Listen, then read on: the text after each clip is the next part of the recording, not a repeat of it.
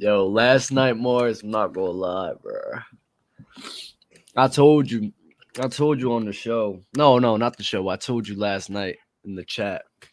I was going out last night, man, and it was a great time. I love Cinco de Mayo, bro. Happy Cinco de Mayo to everybody, man.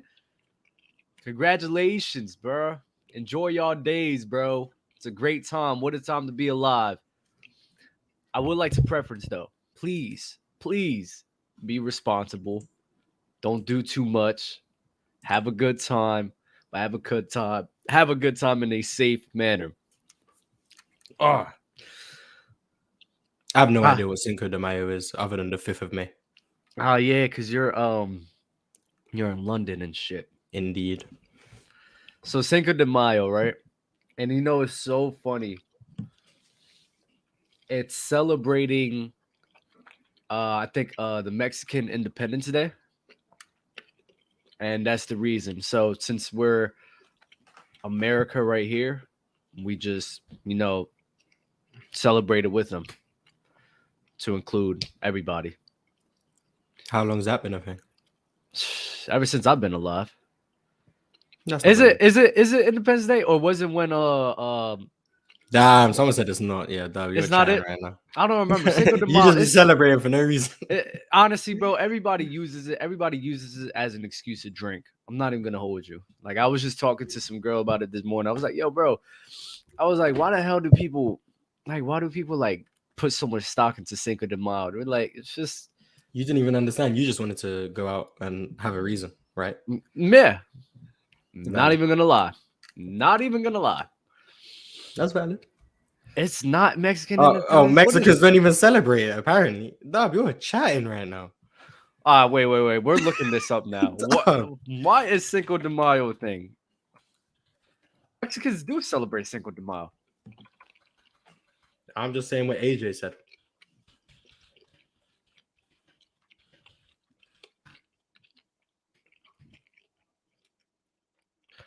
It celebrates Mexican culture. Is that it? That's what it was. It celebrates a failed French invasion. If every country celebrated every time France failed, we'd be celebrating every day. Man, shut up, Mars. God. Am I wrong? France are like known for this. Just shut up.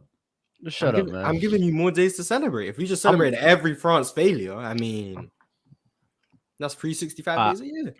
So Cinco de Mayo commemorates Mexico's unexpected victory. So it wasn't expected over France in the Battle of Puebla. I think that's what it's called. I remember this. The conflict between the two countries had begun in 1861. Okay. And it was Napoleon III. So that's what it is. It commemorates an unexpected victory over France.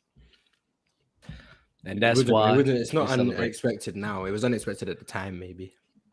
Now we know who France are. Imposters. Oh, so DeMar DeRozan. Indeed. So France is the DeMar DeRozan of the world. They didn't know he was DeMar DeRozan, though. They thought he was a superstar. Turns out France is DeMar DeRozan. Who's a superstar that really wasn't that guy? Allen Iverson, in your case, because you hate Allen Iverson? I do not hate Allen Iverson. Let's not do that. I do not hate Allen Iverson. I respect Allen Iverson. I just think people overrate him. DeMar DeRozan, he's just not very good. Julius Randle, he's just not very good. Those guys, they're a different level. But superstars who just weren't that good, I mean, I've given my opinion on Isaiah Thomas before. Neither here or there. Remember to drink responsibly. Be safe. Have a good one tonight, bro. And just, don't go too crazy. My voice is a little bit different from today. I was doing a lot last night. I'm not even going to lie. I have nothing. I have no agendas to push today, by the way. I'm just chilling. I don't have any agendas either. I'm chilling today. I can't wait for the game. I don't care too much about the Lakers game last night because I figured that the Lakers were going to lose. I didn't see the Warriors losing back-to-back at home. AD, though. And that's why I wish I was up there to talk about with Damo. There's no way you're going to try to say that AD is better than Giannis. There's no way you're going to try to say that he has a conversation to be the best in the world. Like, and it's because of things like this, right? AD, for every 30-point dominant performance he has, he's going to have another 10, 5, 15-point game where he's shooting terrible. So if he's having that level of inconsistency on offense, how can we even call him the best player in the world? His defense is amazing. So, I mean, there's nothing to talk about his defense. It's phenomenal. So, how do you feel about Tim Duncan? Best player in the world a couple years, not too much. Was he tremendously consistent offensively? In the time where he was the best, I think so.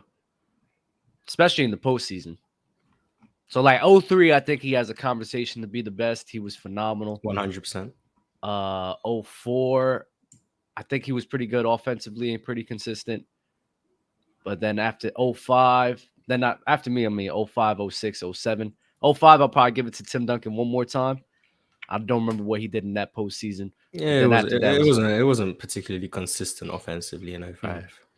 But after that, me and Kobe, Kobe's my guy. I mean, Kobe do be being Kobe. But I think AD, like, we're in the moment, so we're gonna remember like all the times he's inconsistent. But I do think there's been players historically who have been inconsistent offensively and still been called the best player in the league at the time. Tim Duncan is just an example, in my opinion. I think offensively he'd have games where he was like 5 for 15. Like, it happens. I don't think AD's the best in the world, by the way. I'm not saying I don't think he is. But I just think the inconsistency stuff, like, as we're in the moment, it's easier to pay attention to it. Like, we're not going to remember the games where, once again, Tim Duncan shot poorly because it was 20 years ago. Like, who's going to remember that? And I think time will do the same thing with AD. People are going to see his averages. Oh, what, he averages 25 a game? So that means that we're just going to see him, he gives you 25 a night. It doesn't matter, like, oh, so his 25 a game is really just 40 one night and 15 the other night. Like, it doesn't really matter. So, so I see a point in there where time and winning heals all. Like you said time, but the winning definitely heals all as well. Like in 07, right? Like, people were saying like Tim Duncan was on this god tier level against the Cleveland Cavaliers, or like the Spurs were. They really wasn't. They weren't. They were actually combating with the Cavs, and they should have lost at least 2 games against them. But just because they won, and just because the Spurs are who the Spurs are, people are like, oh yeah, they were that good in 07, man. What was LeBron supposed to do? You feel me? Yeah, don't gloss over it though. Why did the Cavs not win 2 games? LeBron. I mean, that's the only reason. It was literally the only reason. There we go. And then they're willing to excuse that, like, oh yeah, just because the Spurs are the Spurs and Tim Duncan is Tim Duncan, LeBron wasn't able to defeat that. No, you just sound stupid, because that wasn't who they were at the time. They should have lost 2 games. That's why when I say MJ, shit, I'm not even gonna lie. Not maybe KD. Do you think KD could get on game? What version of KD? OKC. I doubt it. I'm not gonna lie, I do doubt it. You doubt it? I'm not mad at doubting it. Because of his, I think his playmaking was a flaw. They don't defend him the same way they defend LeBron. Not even close. They don't do that. But I do think they try to make him more of a facilitator, and he struggles. So I think KD wouldn't be great in that situation. MJ gets games. Kobe gets games.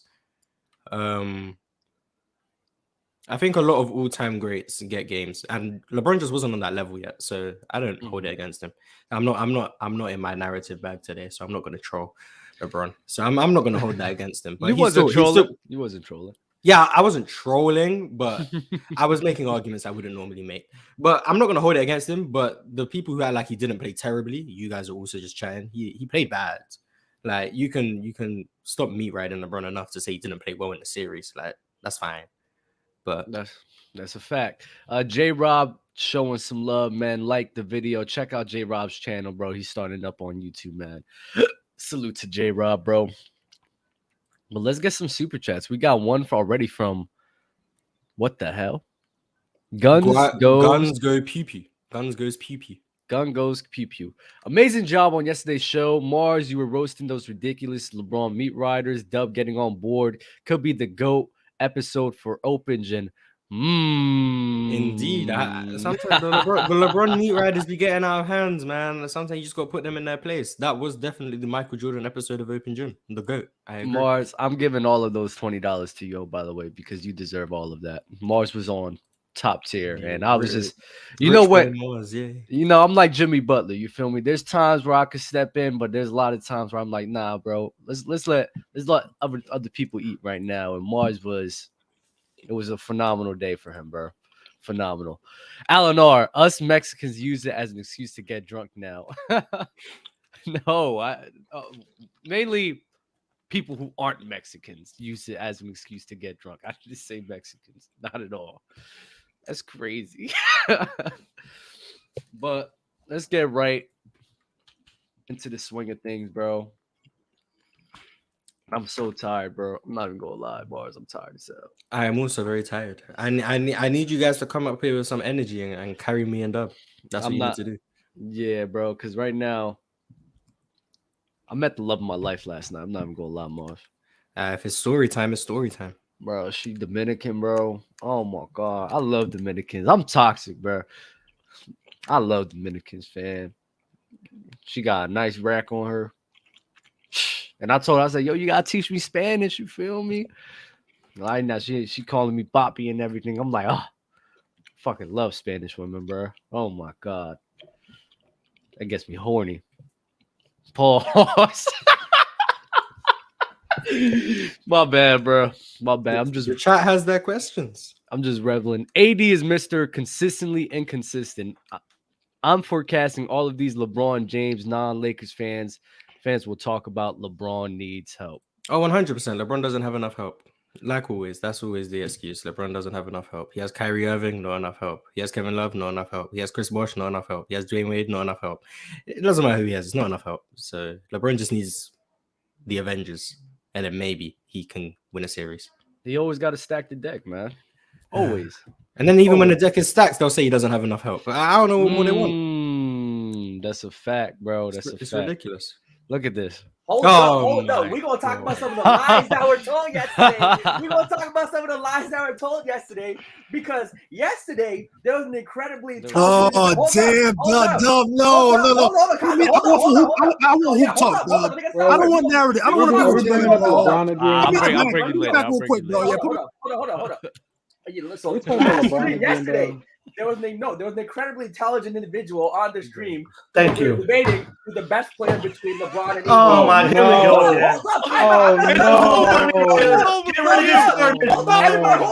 up! Get out of here, bro! Hey, sit down. I sit back and eat my food. Check it out. Yeah, check it out. Last episode. Oh, come on, man. Hold up. The last episode. No. We gonna hear that nonsense. We hear that nonsense. We gonna address the No lies. way. Not today, son. Get out of here, son. Get that shit out. Take that shit back to La La Land, son. No. We ain't gonna hear that crap like Mr. Looney Tunes. Get out of here. Get some seasoning on your food, boy. Get some seasoning on your food. Cut the shit. Whoa. Hey, yo. Hold on. This is OD. Hey, yo. Get your season on your food is crazy. This is wild. Hold up. This is too much. Please. Let's be respectful for a second. I love you. No race baiting. Jeez. I love you guys. Yeah, some Let's people hear like these salt and LeBron. pepper. Some people like salt and pepper. I like salt and pepper as well. There we go. But let's get this back up and let's get this started, please. Oh my God. Shout out to our GOAT members, by the way. Shout out to Shout out to Comatose, Jeremiah SMR, and Dorian Clayton. Welcome to the GOAT members club. If you want to be a GOAT member, link in the description. There you go. Dub. Okay. All right. I'm bring you guys up, please. We're on a platform. Keep that in mind. Jeez. Bro, it's love. It's not but love. I got nothing for love for Hey, man. love. It's all love. If he's gonna play that nonsense again, man, I want to put him in his place. Bro, it's all love. Yeah, let me get out. Hey, Go ahead, Jay. So last episode, there's an incredibly intelligent, articulate individual who comes up here and will state LeBron James is still the best player on the team over AD because he's a lot more consistent. Then the whole chat, everybody attacks him then we came proven right yesterday. But let's also go over the games against Memphis too, and bring the totality of this playoff. And let's talk about it. Game 1 against Memphis, LeBron, 21, 11, and 5, AD, 22, 12, and 3. AD, amazing defense, had 4 or 5 blocks. Amazing. Remember the 5 or 17, 1 for 9 shooting performance. Hold up. I'm talking about LeBron and AD right now. Hold up. Game 1. Game 2, LeBron, 28, 12, and 3. AD, 13, 9, and 3. A dud for AD. LeBron with the consistency. Game 3, LeBron, 25, 9, and 5. Consistent. AD, 31, 17, 2. Look like Hakeem Olajuwon out there. He has those heights. Give it to him. Game 4, LeBron, 22, 27, clutch buckets. AD, 12, 11, 2. Another dud for AD while LeBron is consistent. Stop Googling. No, hold up. LeBron game 5. Word. 15, 10, and 5. AD, 31, 19. Here. 80's great game. Hold up. No, we talking No. When AD has a bad game, it's a dud. When LeBron has a good game, mediocre. I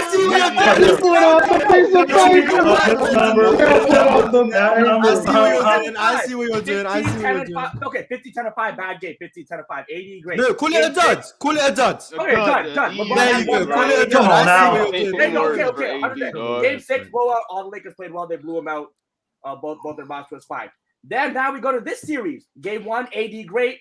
LeBron good. Great defense by AD. Great defense by LeBron. Game 2, we see the dud. This is what I mean. LeBron every game is showing up while AD is inconsistent. This is why I say AD is more important. Well, LeBron is still the best player on the team. We cooking. Well, we already knew AD was I'm not gonna lie. You can't yourself. It doesn't work. Well, I just myself. But you know AD's inconsistent though. So that's what I'm saying. I said LeBron's still the best player on the team because of his consistency, while AD he's more important because he's up and down. Gerald, you can now cook Jalen. Okay. Send him to hell. Can I add some comments here? Okay. Here we go. Nice shirt. I like the bullshit. First of all, what people seem to forget this year is this. The officials have been favoring the Lakers all year long. All year. You got to let him talk. Let you talk. Shush. Grown man talk here. Grown man talking. You know what I'm talking about? No, grown man talk. We build different here. But continue, Dave. Continue. And First of all, the Lakers played 61 games this year against Western Conference here, including the season. 48 games, they outshot their opponents from the free throw line. 48. 10 games for their opponent. 3 even. That's a plus 38. Okay. That's almost a 5-1 in their favor. Okay. That's almost 80%. Okay. Fact. Since the Boston game, Lakers have played 41 games since the Boston game, including playoffs. That's the game when LeBron cried wolf about the officiating and threw a tantrum like a schoolgirl. Okay? Since then, 34 games, they've outshot the opponent from the free throw line. 4 games for their opponent. 3 even. Okay. That's a plus 30 in their favor. Fact. That's 83% guaranteed they're going to outshoot the opponent from the free throw line. This year, I'm not done. This year, the Lakers shot the most free throws of any team in the league this year. Their opponents shot the second fewest free throws in the league this year when they faced the Lakers this year. That is a fact. Okay. That right there tells you that the officials have been favoring all goddamn year. That's a lie. That's a lie. Bullshit. Go look at the facts. Go look at the facts. Those are facts, son. Don't look at the facts. I did a whole video about it. That's a fact, son. You want to prove it to you? I will prove it to you even more. That's a lie. I will prove it to you even more. Lying is not helpful. What's the lie? No.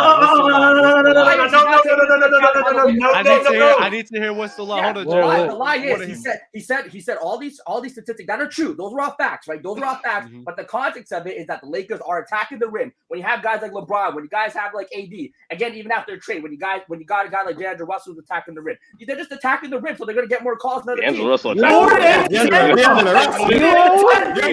the same plane for what you're talking about. Come on now. So you're not taking into account how they're playing basketball. Obviously, with Austin Reeves getting a lot of foul calls, getting into the lane. Reeves, LeBron and Davis. Do you want me to point the games? I'll point the games to you too. Well, okay, again, I'm saying their play style is going to get them more calls. Come on.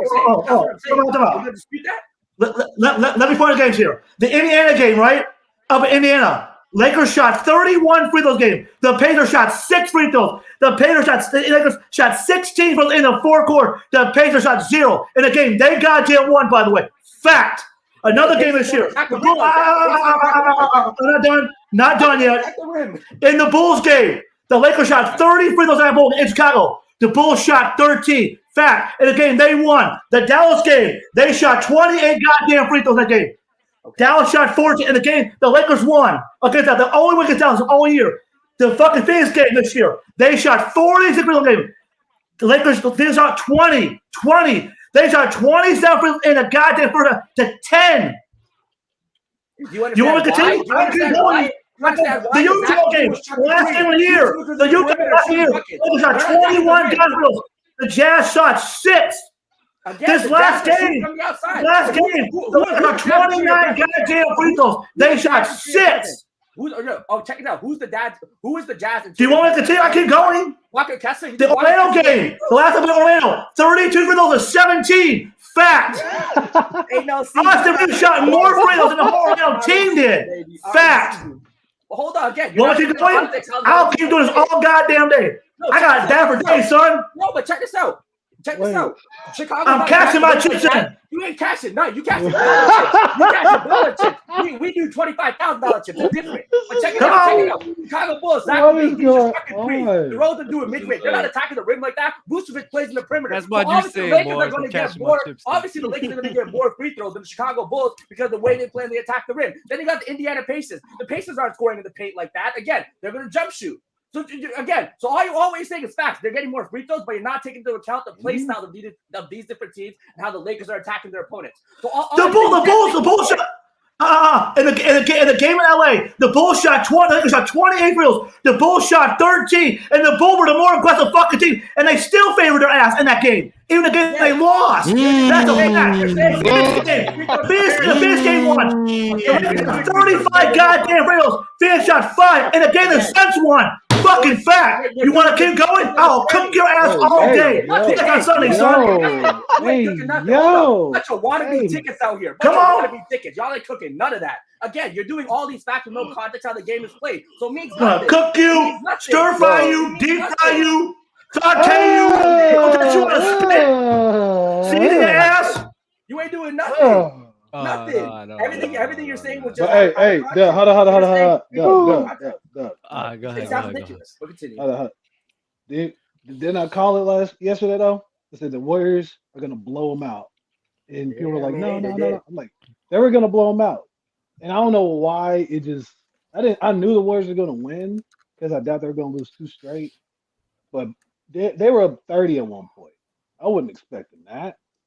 Losing by 27. I was thinking the Warriors going. Clay was due, man. Clay was game. Clay was smoking, man. He was cooking it, boy. Yeah, that third quarter was huge. LeBron and Rui, the only two that showed up. Even that first half, LeBron and Rui, the only two that showed up. Make sure you specify in that first half because after halftime, LeBron James did like a clown. He had 2 points. What do you want the man to do when the game? And they were double teaming Travis. Steph was still passing. Steph was on his passing bag. I see like famous like YouTubers that are like LeBron fans complaining on Twitter like, oh, it's the same play they're doing. They just like Draymond just comes and they run off screen and it's so lame, boring. It works. Stop him. Bro, Draymond, stop him. If it's so simple, then stop him. But you can't. Draymond had a couple of dunks. It was pretty bad when Michael Green had more rebounds than AD did. That was pretty sad. That's some sad ass shit, boy. Michael Green and Draymond Green out there, and you're Anthony Davis. You know what's crazy with Anthony Davis? So there's other guys who we see have bad playoff games, right? James Harden, when he had a bad playoff game, he's shooting 0 for 6 from 3. You know, he's having a bad shooting day. Russell Westbrook, when he has it, he's shooting 3 for 20. Bad shooting night. With AD, when you see him on the court, he just looked lost and disengaged, like he wasn't even trying. I would see him run under the rim. Because he doesn't have a high motor. That's okay, but the thing is, like, it's his, the problem is, like, why he's inconsistent, bro. I don't know how he's a top 75 overall. I don't get it. I just do not get this shit at all. He has to be. It's almost like he has to be shamed in the playoffs. I'm not here for Mars' trolling, bro. I think with AD, the effort is a problem. It looked like he didn't even like try to get a rebound. Like how do you, he has to get up for games. He has to be like motivated to play hard. It's the weirdest thing. He has to be motivated. That's insane. And the crazy days, they put him in the top 7 all the time. What for? He didn't earn that spot at all. He didn't earn that spot. Wait. He's a I'm top. not gonna get it. I'm not He's gonna a get top into 10 that. power 80, forward now. 80 should not be a top 75 ball player. He shouldn't. He's not a top 15 power forward. No. Who should be there? Yeah, who do you go take out? Who should take his spot?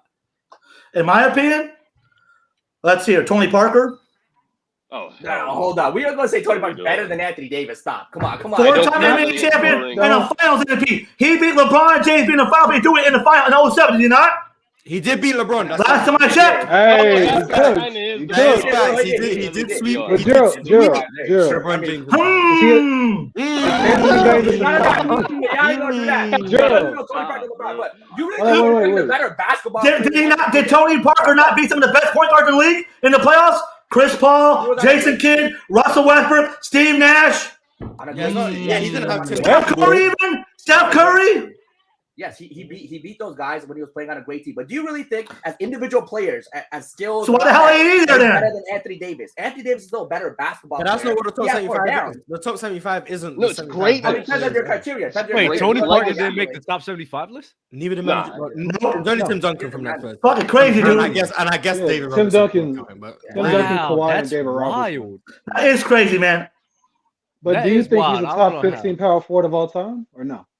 Top 50 power forward of all time. Yeah, I think he's easily top 10. No, I'm asking Yeah, Gerald. top 'Cause Gerald said he should have been top 75. I should have been. Probably got it. So do you think he's not? I can put on Dwight Howard too. Dwight Howard led the team to a goddamn That's final fair. too, for fuck's sake. That's a better Come on argument now. than Tony That's Parker. fair. And he beat LeBron James too, by the way. In the Dwight conference Howard is a better Come argument on than now. Tony Parker. Dwight Howard's a So better do you argument think than he's Tony like between 6 and 10 of the power forwards ever? Do you think Yeah, AD is he's one of 6 and those? 10. Is Like 80 Gerald. better than Charles? 80 What versus up? Charles Barkley. Who's better, Gerald? 80 versus Charles Barkley. What's up? Barkley. 80 versus Charles Barkley. I got Barkley higher. In my opinion, I would take Barkley because Barkley was capable of carrying a team to the finals and being the MVP. Do it. 80 could not do that. Barkley did. 62 wins in 93. He got 2 games of Michael Jordan. He got 2 games of Michael Jordan. Let me know when Anthony Davis does something like that. Well, he was dropping 41 too. He has some great games. I'm asking questions. He has some great games. I just think that's an interesting debate. That's all. So Gerald, so obviously it's Duncan. I'll probably say KG, Dirk, Giannis.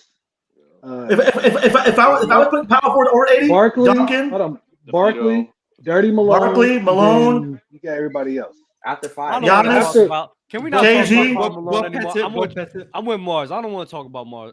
Hey, that's Only- fine by only- me. That's fine by Only me. because he's a Fuck power forward. That's it. No, Other fuck than him. that, I don't want to talk that's, about him. I yeah, don't all want to right, talk fine fine, by me. I fine. don't want to talk about Fine him. by You me. got the 6. You got the definitive 6. Then 7 through like 15. 80's one of those. Yeah, He's one of those. because then you got like Kevin McHale, Pau Gasol, Kevin McHale, come on, man. Wait, what about- Chris Bosh? Dennis Rodman. Bob Pettit? Bob Pettit? Yeah, Bob Pettit to Yeah, me. Bob I mean, Pettit is a top. He's Yeah, Ain't nobody taking Kevin McHale over AD. I got to love Kevin McHale. No, He's not I mean, taking over AD. Bob AD Pettit is better over basketball AD. Bob Pettit is over AD. Elgin Baylor. So Elgin he's a small he's forward. He's already Small stopped. forward, though. He's Yeah, already- Algebra is small He's forward. a 3. Algebra is 3, He's a right? 3 for sure. All right, so He's a the only 3. power forwards better than I'm talking about AD. Yes. Yeah, I just take those 7. You're gonna have Tim Duncan. You'll have Tim Duncan. You probably have Giannis over him. KG, Charles Barkley, Dirk Nowitzki. Dirk. Dirk Nowitzki. Don't forget Dirk either. Outside of that, Kevin McHale will be over him. Dave Who Cowens? else? Hmm. Now we're reaching. Now we're reaching. Power forwards, like they were Basically, really every- great, like back in the day. I'm just asking, by the way. I don't have to measure AD. I'm just asking. I wouldn't say Dave Cowens. Yeah, that's good. I wouldn't say I Dennis guess- Rodman either. He's definitely Dennis top three. Rodman. I wouldn't say No, Dennis. 80's better than Dennis Rodman. Stop it. No, I don't think that's Oh, close. Defensive rebounder. He better defender to be a rebounder. He is. All right. 80's. He a better defender than 80's ass is. Devin Robinson's a better defender than fucking 80's. Get the hell out of here. Oh, 2-time. 100%. Yeah, Come on now. David Stop that. is better defensively than AD, in my opinion, as well. I agree. I mean, is. I'm not. I That's was not saying that's not forwards. I wouldn't disrespect say to AD. I mean, David Robinson is like top 5. Mhm. Yeah, I would say. No, I thought they were talking about Dennis Rodman. Yeah, No, Now he's a better rebounder too. By You a said mile. Dennis Rodman. They're talking I about know. Dennis Rodman. Rodman over What, AD. defensively? Yeah. Yeah, Dennis I still Rodman. think- I think he's better than AD. He's the greatest Yeah, pure Dennis rebounder Rodman of all is time. Dennis Rodman. He's the better rebounder. He's a better defender, and then AD is a better scorer. So, all right, you got Rodman and AD right next to each other. Then So no Draymond Green. And there you go. He's top. I know That is- No, 75. Draymond's not better than them. Draymond's not better than them. Nah, Draymond's not better than AD. Draymond's better than Dennis Rodman. No, he's not. Hold Yeah, on, he hold on. is. No. Anthony Davis. Yeah. Anthony Davis could still be No. better than. No, he's not. Malone. No, he's not. No, he's not. This is, No, he's this not. is terrible. No, Yo, he's we not. said we're Yes, not he is. mentioning that man, bro. What are you Are we mentioning talking that best man or for, greatest? man? Are we talking best or greatest? I don't know. I'm just trying to get Draymond Green. I mean, the top 75, I'm thinking is the greatest of all time. That's why I assume, like, I guess best Well, versus this greatest. is is a Nah, different but for real, AD Mars, still do you needs have to be Draymond Green better than Dennis Rodman? No. You really think Draymond Green's better than Dennis Rodman? I don't. Why? I don't. yeah. The passing, I mean, playmaking. I think he's I don't think he's better than Sure, Rodman. Dennis is better than his I think he's better on rebound. both sides of the ball. Both sides of the ball. Mars, I know how you value both sides of the ball. No, I'm saying I think he's better defensively. I think he's better offensively. Like You think he's a on better both- defender Yeah. than Dennis Rodman? Yes. That's strong. Yeah. Oh, no. What? no, no, no, Yeah. He's no. better offensively. Robin, get the hell out of here. He's Oh, way, yeah, he's come better. on, man. He's better. That's strong. That's He's strong. better. Play off the Kool-Aid, bro. Find your brain cells. Let me know when Dennis Rodman has a game like Draymond. You're just calling out, Mark. Seriously. I mean, honestly, Let the me know- only let thing me he know when Dennis only Rodman thing has a he's game better like Draymond Green in Game 7. Let me know. Oh. So think with it, Draymond still has the ability to get you 20, 25 points in a game. Draymond. Dude, also- Robin can lock up Shaq, dude. Is Draymond locking up Shaq? I don't think so. Hold You on, didn't play in the league with him. What do you want him to do? Go back in time? Oh, my God. I don't think he ever No, this is what I'm locked up talking about. Shaq. Draymond is so Oh, much yeah, greater right. offensively that even if you think Rodman is slightly better defensively, the gap offensively just gives it to Draymond. Draymond. Even- Yes, he the did, off- dude. the Yes, he offense did, was- actually. The offense only lasted In like the conference finals, he did, actually. That's 2 longer, years. that's longer than Dennis Rodman's did. It But- is, yeah, but that's okay, not- okay, Yeah, no, well, why he's a- is Dennis Rodman better defensively? I think even though that offensively, you could say that No, why Draymond is Green- Dennis Good Rodman defense, I better think. defensively? Why is he better defensively? I think he's a better rim protector. I think he's a better one-on-one defender. I think he's a better. Dennis Rodman's more he's versatile than versatile. Draymond I is. think he's a I more agree, he's more versatile. versatile. I agree. I I think He's agree. more the best- he he's can more guard guards. Power He forwards, can guard centers, 1-3-5. small forwards, I agree. guards Yeah, even. I agree. 1 through 5, Dennis Rodman can guard. I don't think he's better. He's more I don't athletic, think. too. I than do Draymond think. is, too. I Yes, do he is. think. He is I more do think. You know how we talk about Giannis all the time. And Dennis Rodman's more tenacious Hold than up, he is. Gerald. He's more Hold up, fierce. He's more Hold up, tenacious. Gerald. He's Gerald, back down from a Gerald, challenge. hold up. Oh, geez. Mars, so you know how when we talk about Giannis Antetokounmpo and like his game traveling, so I do think that Draymond Green does benefit from playing in today's age, where he could benefit from being a more roaming and help I agree. defender. But in terms of like one-on-one, and the way I look at it is, I look at Dennis Rodman. I think that his game could travel in this era and him still be the same caliber defender he is right now. I don't see Draymond Green back in the 90s being the same caliber defender he is, because it's more one-on-one. Draymond Green is too small. I don't think he'll be able to compete with guys like Hakeem, Shaq, David Robinson, and those boys. They're enhanced. I just don't think he'll be able to match up like that. So basically you're saying he's a I better agree with post that. defender. No, I agree. If you're judging it based on if you put them both in each other's era, who would look better, Dennis Rodman can play in both eras. I agree. You know I don't do it like that, so that's Yeah, why yeah. I'm going to take Draymond. But if that's your opinion, yeah, I agree. I agree with your. I know don't how think you you're do it right, too. yeah. You go off of just what they did in the league. Yeah. So that's why I just disagree. But in my terms, being portable and across eras, I do value that, and I do think Dennis Rodman, on top of him being arguably the best rebounder in NBA history, him He's being a phenomenal rebounder. He's Beast. the best to me. He's he the is. best. So him He's being the the best, He's one of the best in the business. the best rebounder, on top of that being a very versatile defender, and So being for him able to guard guys to be one-on-one able on to the battle the level, post, not only a guy like Shaq and only- Hakeem. not only in the low post, but also on the perimeter as well. I got to give that. I got to give that to Dennis Rodman over Draymond every single time. Me and Shaq had a conversation about this actually, This was like way and he back told last me, year, I remember that. and I'm not gonna lie. Listen to everybody. AD gets cooked. I mean, not AD. Draymond Green gets cooked by a lot of these guards. Like he gets these. He does. These, He does. He gets caliber blown by a guys. lot. He like gets that. cooked a lot. Yeah, he's Like- not gonna stay in front of quick guards. I agree. Like, Yeah. if you put him Even on, bigs. He gets cooked. I know he can stay in front of a lot of bigs. Other but I than like shouldn't stay the in front of best the ones bigs. in the league, I know he shut down. the bigs who give give him problems is Embiid, Jokic, and Anthony Jokic. Davis. I mean, That's the only bigs we Jokic, got. not Hey, even- hey, he hey, looks hey, good. hey, He looks hey, good against the He Bears. was getting exposed. He don't even He was getting exposed. He don't even Three guard him. He guys. leaves him open. Look, he looked decent. Hey, He was punished. Fuck that. And one of them he doesn't even play often. It's Embiid. He don't worry about Embiid. all of the bigs were Draymond Green. Because I'm talking about like the bigs that actually like are like that. You feel me? Like he just That's only three though. That's only three then. That's not a lot of bigs in the league, bro. So it is. That's what I'm saying. I mean, What you mean? That's what you're saying. Wait, but If all of the Against all good the bigs, other bigs.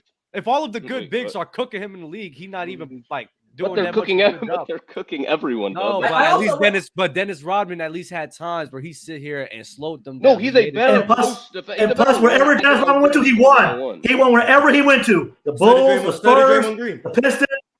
He didn't win with the He never Spurs. won with San Antonio, but We gotta also Ooh, remember, we gotta Spurs. forget Draymond Green in 2012, 2013, 14 was a different player and a better player than he is now. Something, this is later on. not in his 2012. career. But Bro, was he I even mean, playing? 2016. Was he even when he first came into the league, Yeah, no. that was first getting 2016, yes.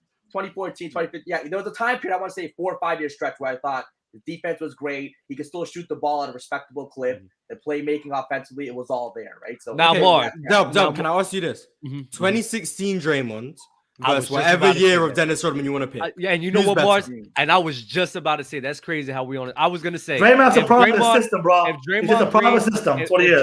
If Draymond Green continued that like level of consistency for like an extended period of time, I would say Draymond Green would be better than Dennis Rodman. Like 2016, So Draymond Draymond peaked higher. is better. Draymond peak is I think better. that 1 year, that 1 year of Yeah. Draymond, I would sit here and say, you know what, he's better than Dennis Rodman, and that's it. No other year. I think That's no valid, other. that's I think even 15 and 17 Draymond is better, but 16 I is agree. just like so over the Yeah. top offensively that it's like Yeah. Bro, this Yeah, man, 16 he was legitimately a good offensive piece. Like he was Yes. good. I think even in Dennis 16 and Rodman 17 he is- just wasn't shooting the three ball. I think he was like 38%. Yeah, from three, 17 he whatever started to was. do. 17 he His started best to year do. Yeah, was exactly. And then Yeah. it went downhill from there. But Yeah, once KD arrived, he stopped looking at the room, and that was a bit. But Hey, before hey, that, hey, yeah. no, man. Rodman hit some. Played his role. Rodman hit some threes back in the day when they left He him did. wide open. He did. He has. He took a couple threes. He did. I'm not gonna say He's he spit. not- He did. Yeah, a spit. yeah. Hold on. Like, yeah, I don't think Is he on baseball passes too? Half courts? Yeah, Rodman outlet passes as well. Rodman had the. I don't Those think he's outlet a- passes are crazy, yo. Those Draymond- outlet passes are Draymond- crazy back in Not the to day. mention the value that just his offensive rebounds just gave the Bulls. Yeah, I was gonna say I think he's Yeah, better offensively offensively than better. people give him credit for. I The think people just think playmaking he he's created terrible. off the offensive Like, he just- rebounds. I mean, yeah, the Bulls got so many extra possessions because of Dennis Rodman. So I mean, like, But that's I don't think people realize how valuable Rodman was to the Bulls championship team, though. He was extremely valuable with those teams. I agree. For that first What- run. I don't yeah. What know about that. is Kevin Love better than Rodman and Draymond? Kevin Love, yes. no. No. I say no. You know? Oh, LeBron had a super team. I guess. I think Kevin Love. I guess. I mean, Wait, we're wait, talking wait. Kevin Hey, Love versus Draymond and I'm a reel it back to what we was talking about before. Yeah, but Chris Webber or AD? ooh, so I'm a big Chris. I think Chris. Anthony I don't Davis. know. Anthony I'll tell you- Davis. I'll tell you about yeah. Clear. Anthony Davis. I don't I'll think say that's something about close Chris at all. Webber though. Chris Webber in a league with Tim Duncan, Kevin Garnett, Dirk Nowitzki. You could say for a 3-year stretch, he was the best offensive power forward in that time. He had a 3-year stretch from 2000. What 3 years? What 3 years? What 3 years? Let's bring it Better in. than Hold on. Dirk. I want to say 2000, 2003. I want to say, let me double check. Dirk Better Nowitzki than- existed in better than 2003. Dirk? I'm Dirk. Wait, Dirk, Better yeah, than Dirk, Dirk? better than early Dirk, yeah, from 2000. I'm telling you, man, this was Dirk was still a year Not ago. 2000. And I promise you, not 2003. Not even I 2002. hold up. Yeah, not Hold even up, hold up, 2002. hold up. Maybe 2000. Cool. Now I want to say Early 2000 might make a case. Early 2000 might make a case. Well, early 2000 maybe. The 1999-2000 season until the 2001-2002 season, or 2001, you can make a case, yeah. 2000, 2001, 2002. Yeah, that 3-year stretch. I mean, there's 1 year. Talk about passing ability. 1 year was 27, 11, and 5. The year they made it to the West Coast Final against the Lakers, he was that guy. You could say he was a better offensive player than all those all-time. Now, let great me ask power y'all forwards, this, right? Watch this. Watch Mm. this little context, Ben. Uh-oh. Chris Webber beats Yeah. the Lakers in 02 and wins the chip. Is he better different. than AD That's now? what I'm saying. No, That's what I'm saying. no. Chris Webber, that one ring and the whole referees to stealing that championship from the Kings. They let's be stole that real. ship. Yeah, they did. Let's be real.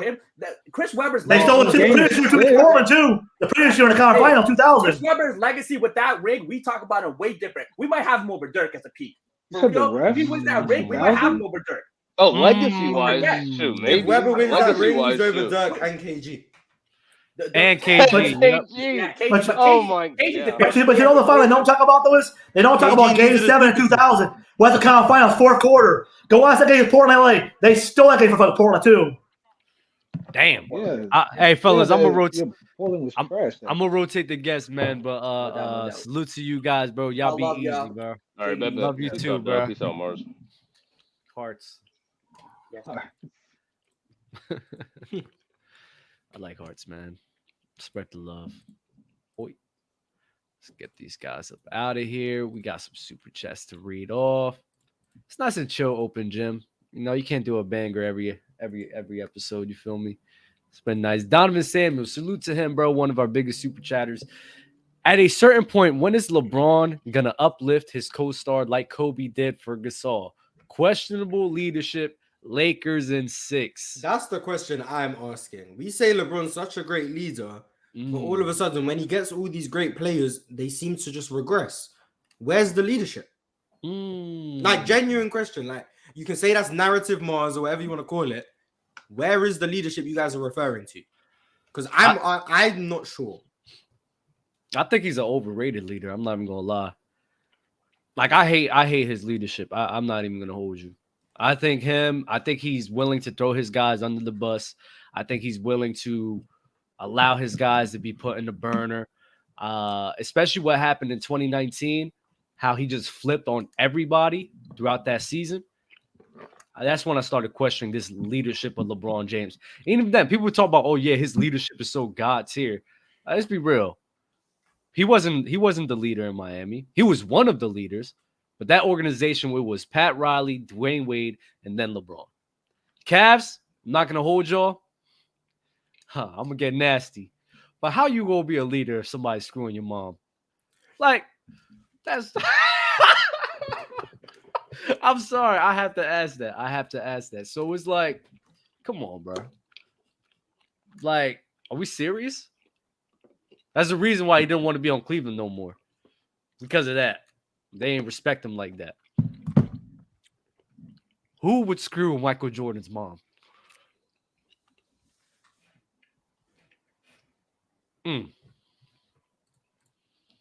So, I'm sorry, Mars. Super cool. Other than Magic, who was 6'8", name a point guard that Rodman guarded. A point guard? I know he was guarding MJ. Why you looking at me like that? He said point guard.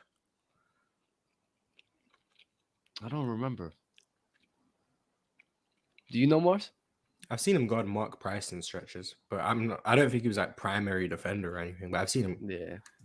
But He will always like it wouldn't be.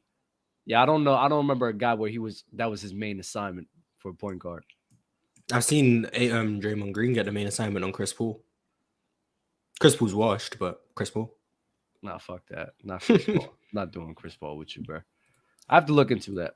Sorry about that, guys. Alan with another one of our biggest super chatters, bro. Player's Choice show for music. I think it'll be a cool concept. Maybe talk about new albums and music that comes out. I don't know. I enjoy watching that. We actually did PC music for a little bit, doing some verses with Shaq and Dell and the crew. It's the copyright though, right? It's the copyright that messes us up, but I think Shaq and them guys is gonna definitely try to key in on that in the summertime. So stay tuned. We could try to do something on Twitch, couldn't we? With Player's Choice music. I think we could, but we'll see. That's not my department. We got to talk to HR. Let's get these guys in here, bro.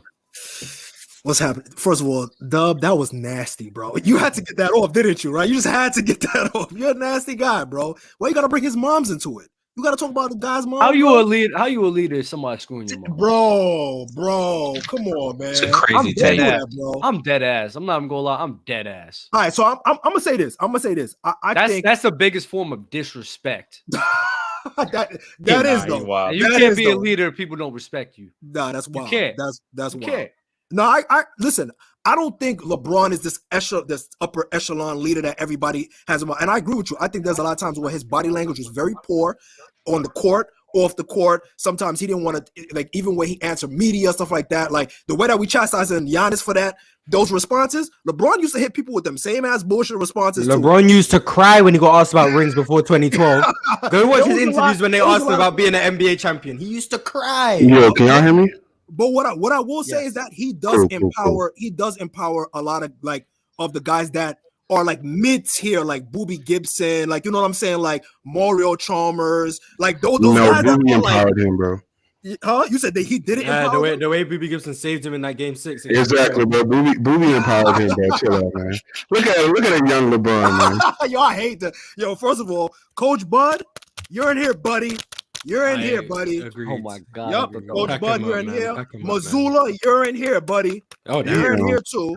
Two Yep. different packs. Yeah. There's more packs. Steve Kerr, you're about to be in here, buddy.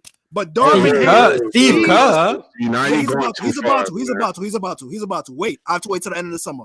Did you not see Right the now, Darvin Ham, bro, what are you doing? Hold on. What are you doing, Darvin Ham? You getting me tight. First of all, let's get some real basketball talk. Forget that narrative bullshit. Let's hear Yo, it. bro, hold on. Why? First of all, why did they keep on letting Austin Reeves guard Clay? What did I say last open gym? And Mars looked at me and said, "Hold on, huh? What are you talking about?" No, you said Clay could create his own shot. I still didn't see the shot creation. I'm sorry, I didn't. Whoa. 8 for 11's not shot creation? Were they all wide open or something? Or was I watching a different game?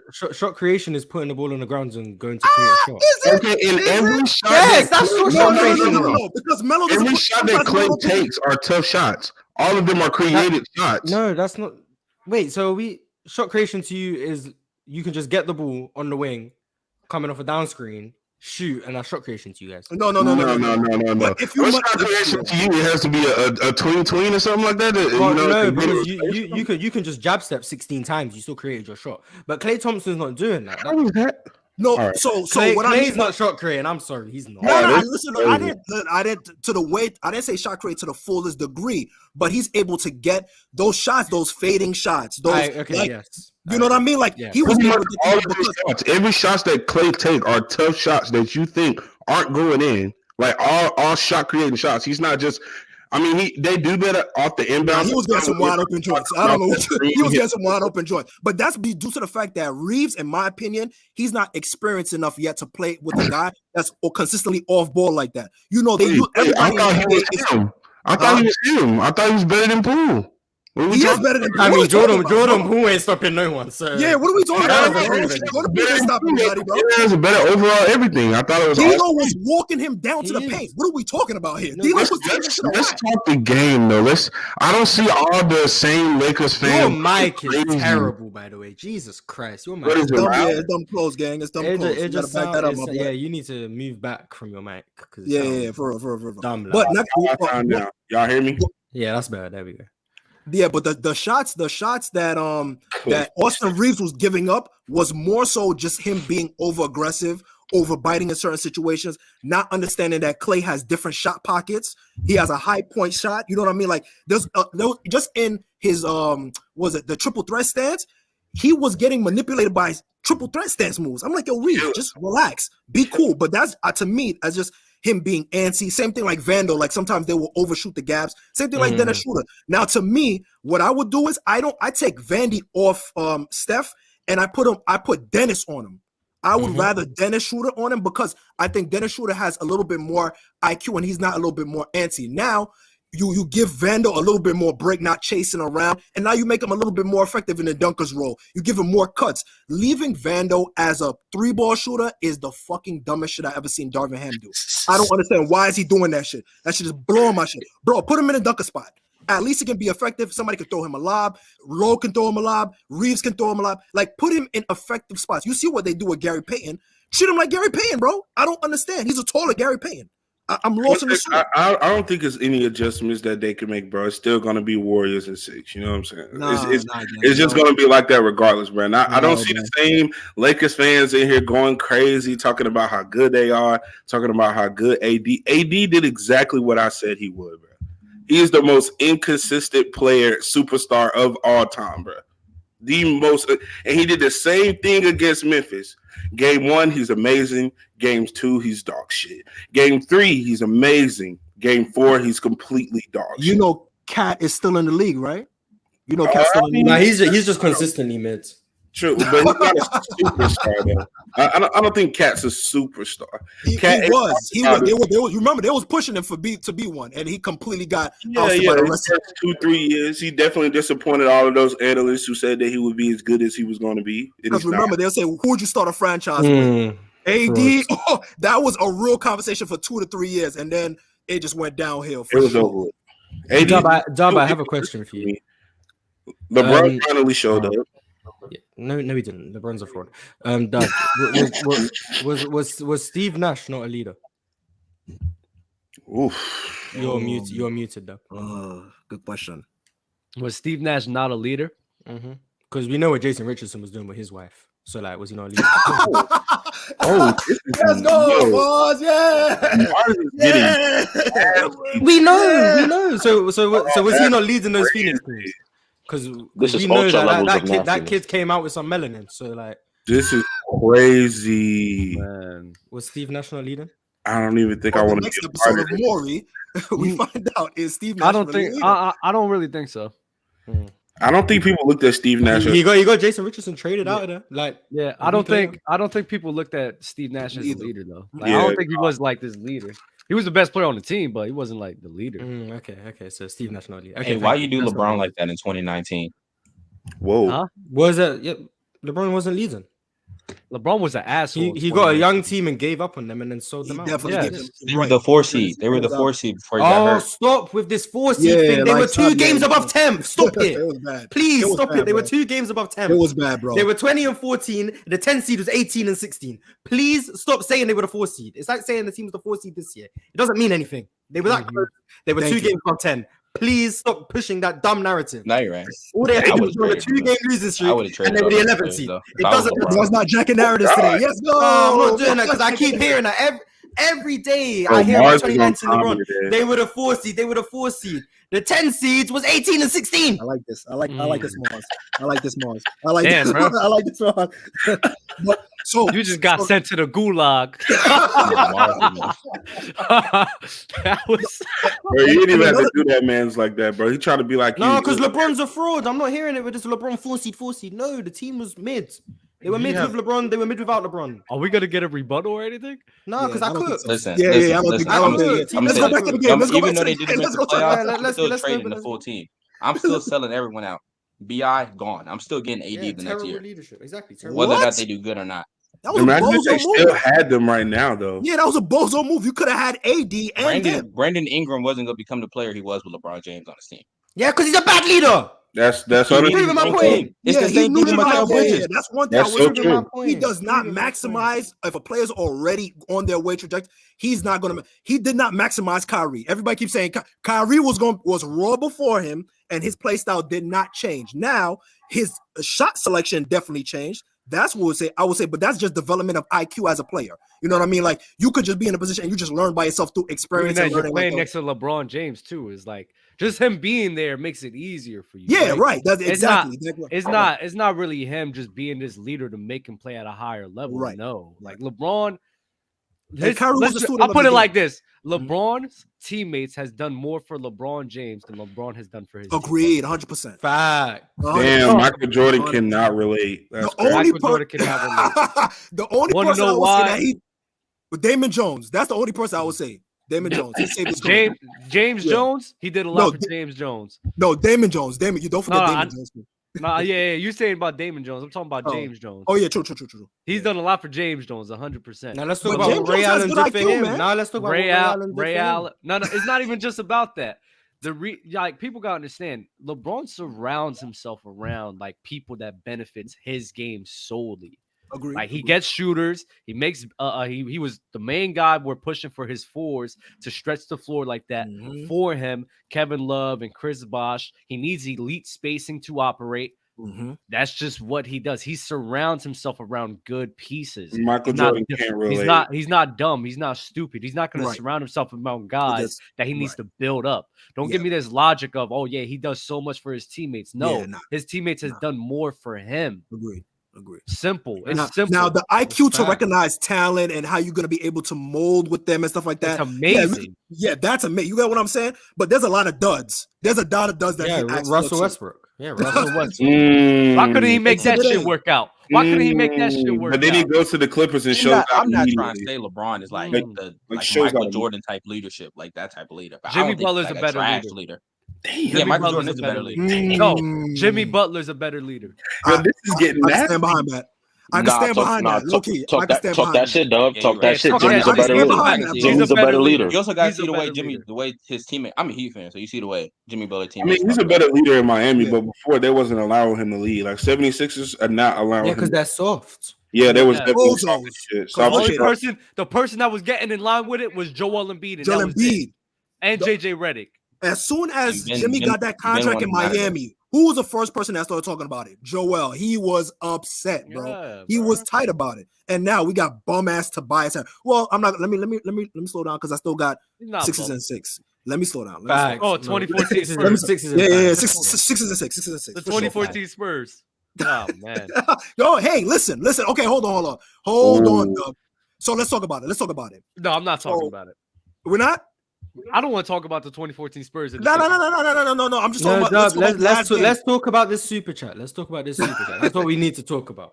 If the Warriors Warriors win, win. hypothetical, if the Warriors win and go on to win the finals, is Steph rank over the No. And I love Steph Curry. And I hate LeBron James. but I'm Why ranking not? him. Why not? First of all, you got to go with the longevity. That's off top. Oh, now Mars wants to use Question, I have longevity. a question. Mars used longevity for every single I have a argument question. about Chris Paul. Mars, I have a thought question. you Every were gonna do argument it. about have a What's the name. question? What's the question? What's the question? But How much value does longevity have if I achieve more than you in less time? Oh my god. Can I get a rebuttal to that? okay, now you also have to add context to that as well. LeBron James has been moving around. He hasn't had as much a stable unit as Steph Curry. This is coming from a Steph Curry advocate. Curry won a ring in 2017. But at the same time, LeBron is able to You got another move question. in and move people out. So You got I another get what question. you're saying, You got but another question. I don't know. Did LeBron leave as a free agent or was he traded? He left as a free agent. So he chose to leave. So his lack of stability is not my problem. No way, Mars. No, but you have to include it. Although it's his decision. No. He chose to be unstable. I don't hold that against Steph. No. You can't do that, Mars. Oh, this is crazy. He could have had stability and he chose to not have it. I So don't get Mars- to be like, oh well, you know what? Steph is has more stability than LeBron, even though the reason LeBron doesn't have stability is because of him. Was KD? Yeah, but if They win. Question Mars. By this way of thinking, right? Yo, Is that's Michael nasty. Jordan number 1 and is Magic Johnson number 2? Bill Russell, buddy. All right, Magic Johnson number 3. Before you could cook me, nah. Bill Russell's number 2. He is excellent. Get me Tim Duncan. Tim Duncan over Magic Johnson. Yes. No. That weak Western Conference is not. No, wait, no. That weak Mars, Western you got Conference. Tim He don't Duncan have as any- he top don't have 3? 25 finals Yes, Bill Russell, Michael Jordan, Tim Duncan. This is I'm elite losing my trolling mind. that we're I'm witnessing losing my today, you guys. mind. I'm This is losing- elite. Where's Holy Magic shit. Johnson? Holy shit. Magic Johnson is at 4. Holy Magic Johnson is at shit. 4. And Tim Duncan's over What happens to Tim Duncan if Tony Parker doesn't get drafted to that team? I guess we'll never know. We want to argue hypothetical. If you want to argue hypothetical, we can argue hypothetical. Because my thing is we have to also include that Tim Duncan was not playing at this elite level all throughout his career. Oh, 100%. Right? Not the whole time. Okay, so the thing But about who it has? is, huh? But Who has played at an elite level their whole entire career? Yeah, but Tim Duncan had to rely as a big man, had to rely on his counterparts a lot more though. You said accomplishing a lot and less. Yeah, but the weak years, Western Conference matters, Dub. Let's be honest. I care about competition. The weak Western Conference matters. MVPs. Magic has how many? 3? Tim Duncan has 2. Finals MVPs. Magic has 3. Tim Duncan has 3. 99, 03, 05. Yep, 3. Yep. 3. Okay. Damn. Assist titles. Dub. All defensive teams, Dub. All defensive teams. Yeah, you're cooked, Dub. Come on. He got it. Don't do this with me, Dub. He got it. Get on the right side of history. Come on my side, Dub. Go Mars is undefeated, man. Get on my side. No, I'm not jacking it, bro. I'm not jacking it, bro. I love Steph Curry, bro, but if he gets through LeBron James again and gets to the finals and somehow wins that as well, you can't put him over. I mean, he's already 10 on my list, so I'm thinking about putting him 6, 5. It just depends on how it goes, who's finals up for sure. how he performs. If Steph's finals MVP, he's in my top 5. Easy. So where you have Bron right now, Mars? He's beating the Lakers. All joking aside. Jesus Christ. Oh All my right, God. so you got Bill Russell, MJ, Okay. Tim Duncan, Magic Johnson. That's 4. Then you probably gotta go Kobe 5. Over Kareem. Kobe over Kareem. Kareem, two finals MVPs, that weak Western Conference. That weak Western Conference. And he needed Magic, bro. Let's not even. And he had Magic Coke Johnson. era tax? We doing the Coke era tax? That's what's going on? I have to. He played in the 70s when the league was split and only won 1 championship. Like, I got you. This is disgusting, Morris. I got you, though. I got you, G. So go ahead. Where you got Bron? Yeah. So that's Kobe at 5. 6. I might go Kareem at 6. Okay. LeBron at 7. Okay. Shaq at 8. Steph at 9. Hakeem at 10. Tickets Ghost is taking over Mars' body right now, bro. Like we're sitting. Oh, Larry Bird! I forgot Larry Bird. Change the list. So Bill Russell. Wait. No. I know you're not about to do that, Dub. I mean, Mars. I know you're not about to do that, Mars. Bill Russell. I forgot Larry Bird. I have to go back through the list. Go. Bill Russell, MJ, Tim Duncan, Magic Johnson, Kobe Bryant, Kareem. Bro, this is Hall of Fame badge trolling right here. Like Hall of Fame badge. Nah, this is crazy. LeBron 7, Bird 8, Shaq 9, Steph 10. That's what I've got. You taking Hakeem out? You took Hakeem out your top 10? It's crazy. You took Hakeem out your top 10? He only has 2 rings and MJ wasn't there. Oh shit! God, and he only has 1 MVP. This ain't real. He's trolling. What's his name? Robert Horry on your picture right now, bro. Like, where is he? Get Bird out the top 10. Why would Robert Horry be on my list? I don't know. It seems like you're counting rings as a lot right now. Am I right? Being the best player on these teams with rings, not being the 4th best. Mars isn't trolling. He's no layers. Don't even talk right now. Yeah, you're bozo, because as soon as LeBron lose, I'm coming straight at you, bro. Yo, Mars, didn't you say? I thought you had Hakeem over Shaq. No. When I think, because those 3 finals MVPs, that Shaq got with Kobe, okay, Hakeem's never played at that level. Then Shaq showed it wasn't a fluke by going next to D Wade and winning another championship. Hakeem has 2 rings. I mean, he got carried with him. Hakeem, no, he did not. Go watch definitely Cinco de Mayo. And then Hakeem got 2 rings, but he never faced MJ in the playoffs ever. Shaq went through Tim Duncan consistently. He went through Kevin Garnett. Like, he played the best players in the NBA and got rings. Like, that matters to me. No, it doesn't. So now competition matters. Mars, what are you? Yo, Mars. Is this narrative? Is there a narrative list? What did I say that was untrue? So by this way of thinking, and Shaq beat Jordan in the playoffs. Oh wait, no, watch this. So by this way of thinking, Dennis Rodman is better than Draymond Green. Oh yeah, all time he ranks higher. Yeah. Okay, bet. Oh yeah. He with Detroit, he was elite. Won 2 rings there. Then he got 3 rings in Chicago. Like, Draymond Green has 4 rings, but if you really think about it, like, see, that's what I'm saying. You keep talking rings, so that's why I was talking Robert Horry. Okay. Yeah, but how good you or Robert Horry? Draymond Green has been more impactful to his teams winning than Robert Horry was. You sure? Oh yeah, no. Why are you saying Robert Horry? Why are you questioning this, bro? Don't get me tight, bro. You think Robert Horry was more impactful than Draymond Green? You don't think so? No. Fuck no. They call him Big Shot Bob for a reason. The Lakers have a ring because of that shot. They call him Game 7 Draymond. No, they don't. No. Oh shit. Oh. Everyone needs to call him Game 7 Dre. Game 7 Dre. You got Game 6 Clay. Game 7 Dre. That's what it is. Game 6 Clay. Game 7 Dre. You trolling when you? That's what it is. That's what it is. Game 6 Clay. Game 7 Dre. I got Did it. You hear me, oh, I'm about to get a stroke. Oh, that's shit. what it is. Die on camera. Game 6 Clay. Game 7 Dre. I'm about to there have we go. Game 7 Dre. Game 7 Draymond. Oh shit! Hold on. There we go. The chat so Game 7 Dre. Mars. Into the butt pack I go. He's only had 1 good Game 7. The other Game 7 was bad. It was really bad for him. It's not a thing, Mars. It's not a thing. It's not a thing. Game 7 against Houston. You have to show up on the box score.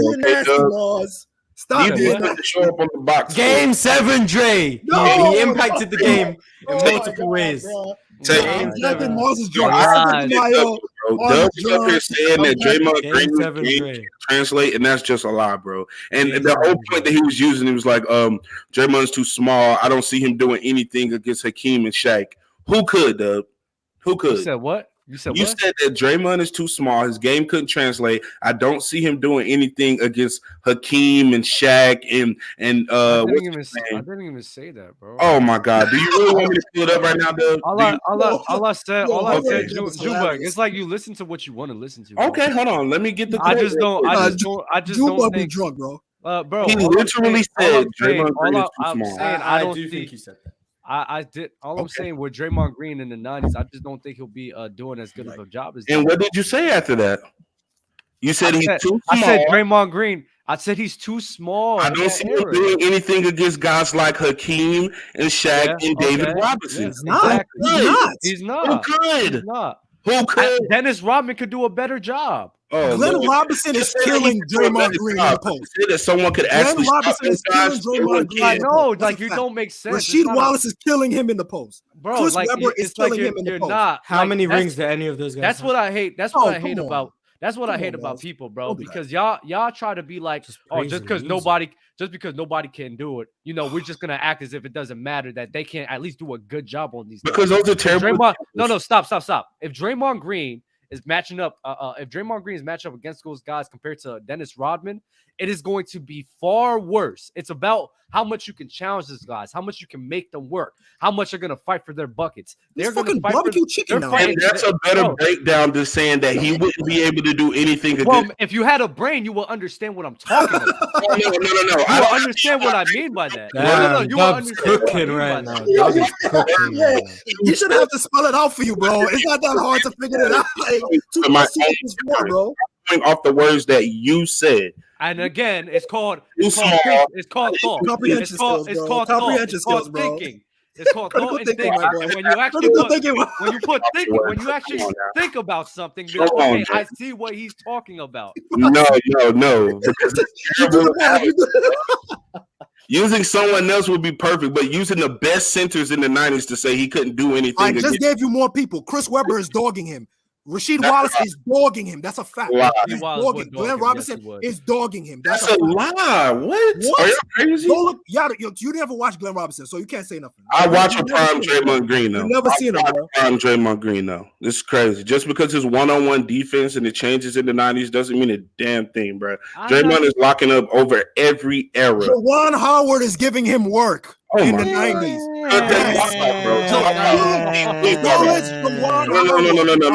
No. I think you're right. Sharif Abdur-Rahim as well. Giving him one. Maybe not. And I like Raheem. I love Sharif Abdur-Rahim, but nah. Yeah, bro. That he give him like a cool 13. Cool 13. Hey, 13 is 13. Draymond Green is a switch merchant. Oh my God! Switch. Point and switch.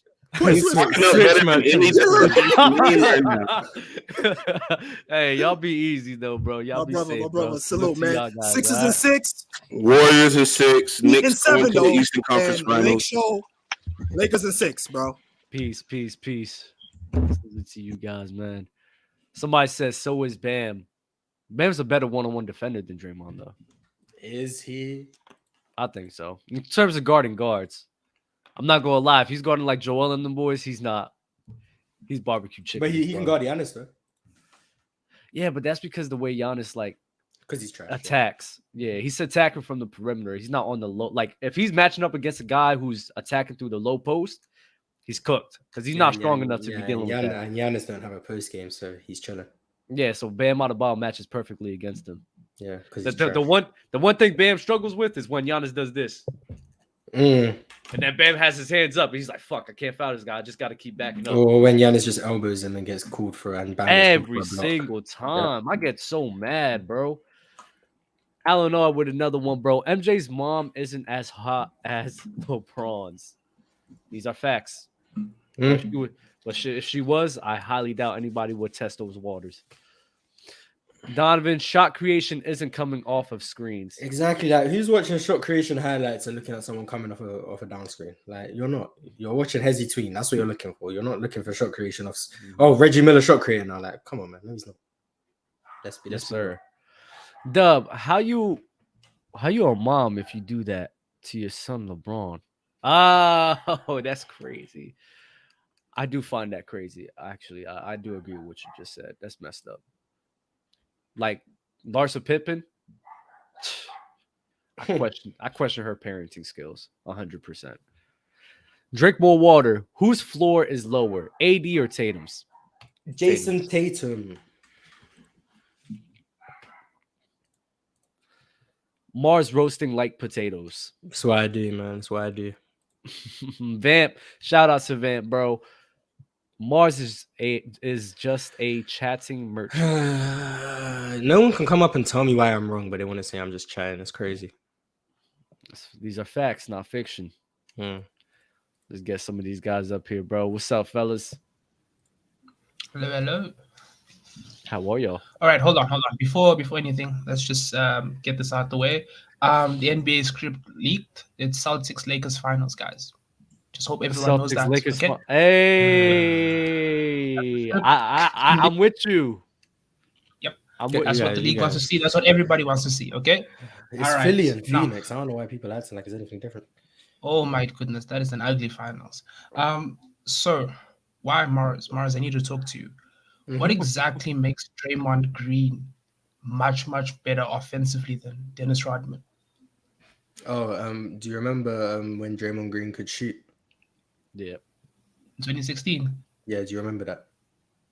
I only started watching basketball then, so yeah. So that was the first experience you had of Draymond Green was when he could shoot, right? Yeah. Could Dennis Rodman shoot? No. Okay, thank you. But you're not taking into account the fact that Dennis I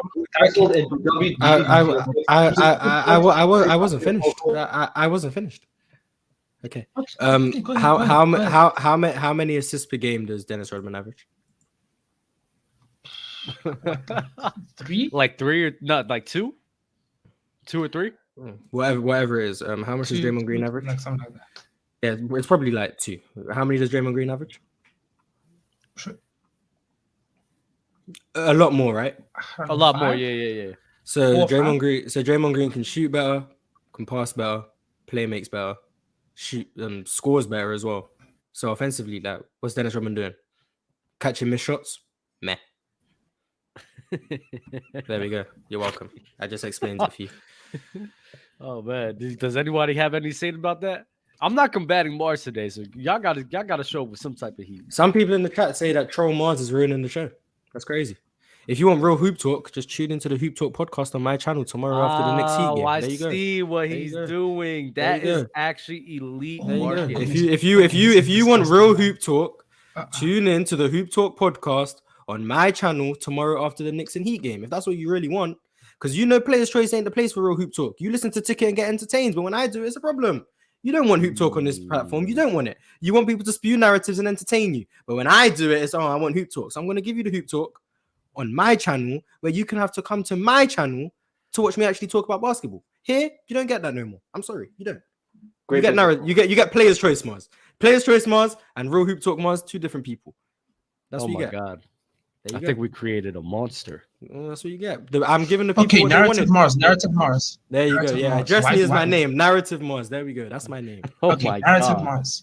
Yes. Hello. According to you, you said that you value competition, but you have 100%. Bill Russell number 1 all time. Who did Bill Russell tell me how many Hall of Famers Bill Russell went against at the center position? Go on, tell me. There you go. You thought I couldn't address that? No, go for it. I'm on it. Tell me the Hall of Fame centers in the 60s and tell me which era had more Hall of Famers. Tell me which era. Okay, Hall of Fame centers in the 60s. We have Wilt Chamberlain, of course. We've got Nate Thurmond. We've got who else? I don't know, 60 centers like Wilt, Nate. I'm forgetting somebody, definitely. Come on, bro. Y'all gotta come with the heat, man. Y'all gotta come with the heat, man. Before you could cook me, you got a little competition argument. No. Of 8 teams in the NBA, Bill Russell was going up against Hall of Fame centers damn near every night. Not to mention Oscar Robertson, not to mention Jerry West, not to mention Elgin Baylor, not to mention Hal Greer. He was going up against comp. Don't do this with me. I know who Bill Russell was playing. And he still had 11 Who was he rings. playing? Who was Who was he? Wilt Chamberlain. Besides Nate Thurmond. Wayne, does the name Wayne Embry ring a bell to you? That's a Hall of Famer right there. Does that name ring a bell to you? Okay, yeah. Does Bob Pettit ring a bell to you? Does the name Bob Pettit ring a bell to you? Bob Pettit was a power forward. What are you talking about? He was a big. Go find some footage of when Boston played the Hawks in the finals and tell me who Bill Russell was guarding. Tell me. Does that name ring a bell to you? Because you want to talk about competition. Bob Pettit, yeah, sure. If you want to talk about competition, what was Michael Jordan's shooting guard comp in the 90s? Let's talk about it. If you want to go strictly based on position, tell me Michael Jordan's shooting guard comp. Reggie Miller, Joe Dumas. Wait, that hurts your point though, Mars. No, I agree because competition is more than just your position. It's the whole NBA. But Bill Russell was going up against Hall of Fame centers. Not to mention, he still had elite level wings, Elgin Baylor, Hal Greer. He still had guards, Jerry West, Oscar Robertson. He was still going up against comp. But if you wanted to do position lock, let's talk about Michael Jordan's competition. Let's talk about it. Okay. Oh man. Okay. Let's talk about it. We've got Clyde Let's Drexler. talk about it. We've got Clyde Drexler. Yep. Reggie Miller. Yep. Yeah, you've got Reggie Miller. Yeah, man. Okay, the shooting guard position in the 90s was not that good. Okay, there we go. Tell me the point guards in the 80s. Point guards in the 80s. Yeah, tell me. Magic Johnson's comp. Tell me. Oh man, okay. Magic's comp. Oh, okay, all right. Tell me. You've got Isaiah Thomas late in the 80s. You've got there's Sidney Moncrief count. Sidney Moncrief. That's the two guard. Nope, get out of here. Doesn't count. Doesn't count. That was the two guard. All right. Oh my God. See, this is the thing. I can cook. If we talk real hoops, I cook everyone. But people say I'm too stat driven, blah, blah, blah. If I talk real hoops, if I talk in narratives, I'm still cooking. You can't stop me from cooking. No matter what I do, because I know more than you. Everyone who comes up, I know more than you. I promise you, no matter what you want to do, I know more than you. If you want to talk real basketball, I know more than you. If you want to talk narratives, I know more than you. This is what I do. I watch basketball and I can spew ESPN narratives just as well because I know more than you. Me, I am better than you. Everyone in the chat, I am superior. Respect me, please. I know more than you. Now carry on. Tell me the point guards in the 80s. Oh my God. This is getting really bad. There we go. You know, I'm taking a break. I'm done for the rest of the show. I'm done for the rest of the show. I'm not talking no more. Dub, you got it. I'm done. Oh no. I think there's some people up here that want. Oh no, I'm not debating. No, you gotta pay me. Pay me what I'm worth. I'm not doing it. You get paid. I need more. I need a raise. This is too easy. I need a raise. I'm not wasting my time with these people no more. Y'all better come up with some. Hey, I'm done. What up, though? What's good, fam? How y'all doing? Hey, man, listen, real quick, Mars, and Doug, love the show, man. I think I stumbled upon you guys, I don't know, a few months ago, been rocking with it. But here's the thing, Mars. I know you're in your narrative Mars mode. Here's the thing. The reason why it's entertaining when Ticket is there is because you be cooking them. That's the reason it's good, man. So we don't need you just to go trolling us today. I'm here to talk some hoops, man, if you don't mind. Respectfully, sir. Respectfully. Yeah, because he's trolling big time. If you guys have a nice hoop talk discussion, I might chime in. Let me get you with this one, man. Let's go 80s. Let's go 80s up. Shooting guards: Clyde Drexler, George Gervin, Reggie Miller, Sidney Moncrief, George Gervin, during Michael Jordan. Byron Scott, Michael Cooper, George Gervin, Dennis Johnson, Reggie Theus. We're naming 80s. I mean, how many other guys you want? How many other guys you want? Jeff Hornacek, Ron Harper. How many rings did MJ win in that era? How many rings did MJ win in that era? Dan Marley, Rex Chapman, Roddy McRae. How many rings did MJ win in that era? It doesn't matter though, bro, because Jordan owned that shit. Because Jordan owned the 90s. Because Magic owned the 80s. George Gervin, I won the 90s. Magic owned the 80s. Michael Cooper won the 90s. Magic owned the 80s. There we go. So that's why. Let's go with the point guard. Because Magic owned the 80s. That's why nobody else won. That's why nobody else won. Let's go with the point guard comp of Magic Johnson. And let's go point guards. Let's go. Okay, we got Zeke. We got Magic. How many other guys you want? How many other guys? Magic is in his own comp. You got Zeke. Yeah, let's go. Okay, we got Zeke. You're gonna throw in John and most of these point guards aren't going just against point guards. So I don't know what narrative that is. They're going against shooting guards as well. They're getting guarded by shooting guards as well. See how the goalpost is moving. Magic was never guarded by a point guard. So why are we going there? Because what position did he play? But he was never guarded by that. What so why are you saying? Okay, so why are you saying that you're trying to say that the defenders that it doesn't matter. No, I'm not saying I never said he was a positionless player. He was the first of his kind. He was a positionless player.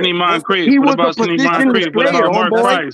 He was a positionless player, homeboy. He guarded 5 positions. He guarded 5 positions. What about John Stockton? You got John Stockton at the end of the 80s. Last couple years. Magic guarded 5 positions. What about Sidney Moncrief? Name me another point guard who did that. Name me another point guard who did that. Sidney Moncrief was a combo guard. 5 positions. I agree. You know what? I agree with you. That's why Magic Johnson's number 4 on my list. I agree. That's why Magic Johnson is number 3. That's why Magic Johnson is number 3. Dennis Johnson. Dennis Johnson. Nice. That's why Magic Johnson could no other point guard. No other point guard could guard 5 positions. That's a 70s guy, buddy. That's a 70s. No other point guard could guard 5 positions except for Magic. When they're at their best. That's 70s, buddy. That's 70s, buddy. Hey, that counts. You can't say it's 70s when he played in the 80s. You ain't gonna cook me. You ain't gonna cook me. Mark Jackson. What about Mark Jackson?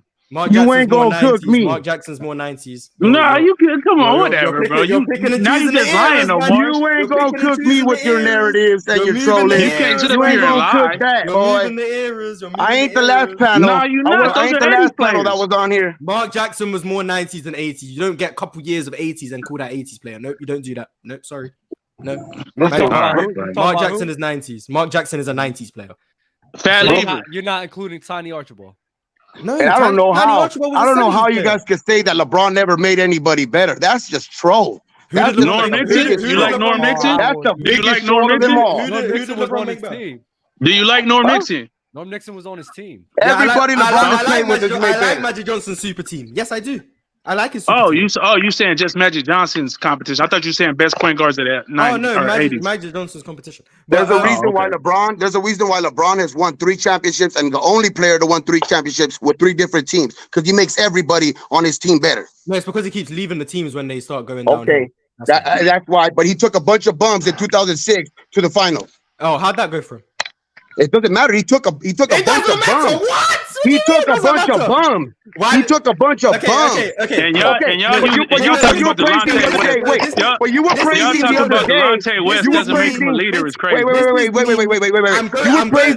You were praising the other day Jimmy Butler for taking these undrafted free agents to where they're at right now. But LeBron took a bunch of bums. LeBron took a bunch of bums to over there, but he didn't do nothing. What did I say about Jimmy? Me specifically. You were saying the other day that Jimmy Butler was top 5 today because he's doing this with a bunch of undrafted free agents. That's this man right here. That's him. No. That's him. You was like facts. You said facts. You said he wasn't on that show. Wait, he might have said the same thing because he might have said the same thing because he's a Miami fan. Wait, never said Jimmy Butler's top 5. Wait, he might have said the same thing because he was a Miami fan. But you said that the other day. Don't try to get me because I heard you say that. You said he was a better leader than LeBron. If he wins a championship this year, he's better than. Wait, you said he wins the championship better. He's better than. He's better. You said you're gonna put him above LeBron. I said no. He's not gonna be above KD. He's over. He's not gonna be above KD. Karl Malone. He's over. John Stockton. He's over. Allen Iverson. He's over. Steve Nash. Anyone with no rings. That's what I said. That's a troll, bro. Come on.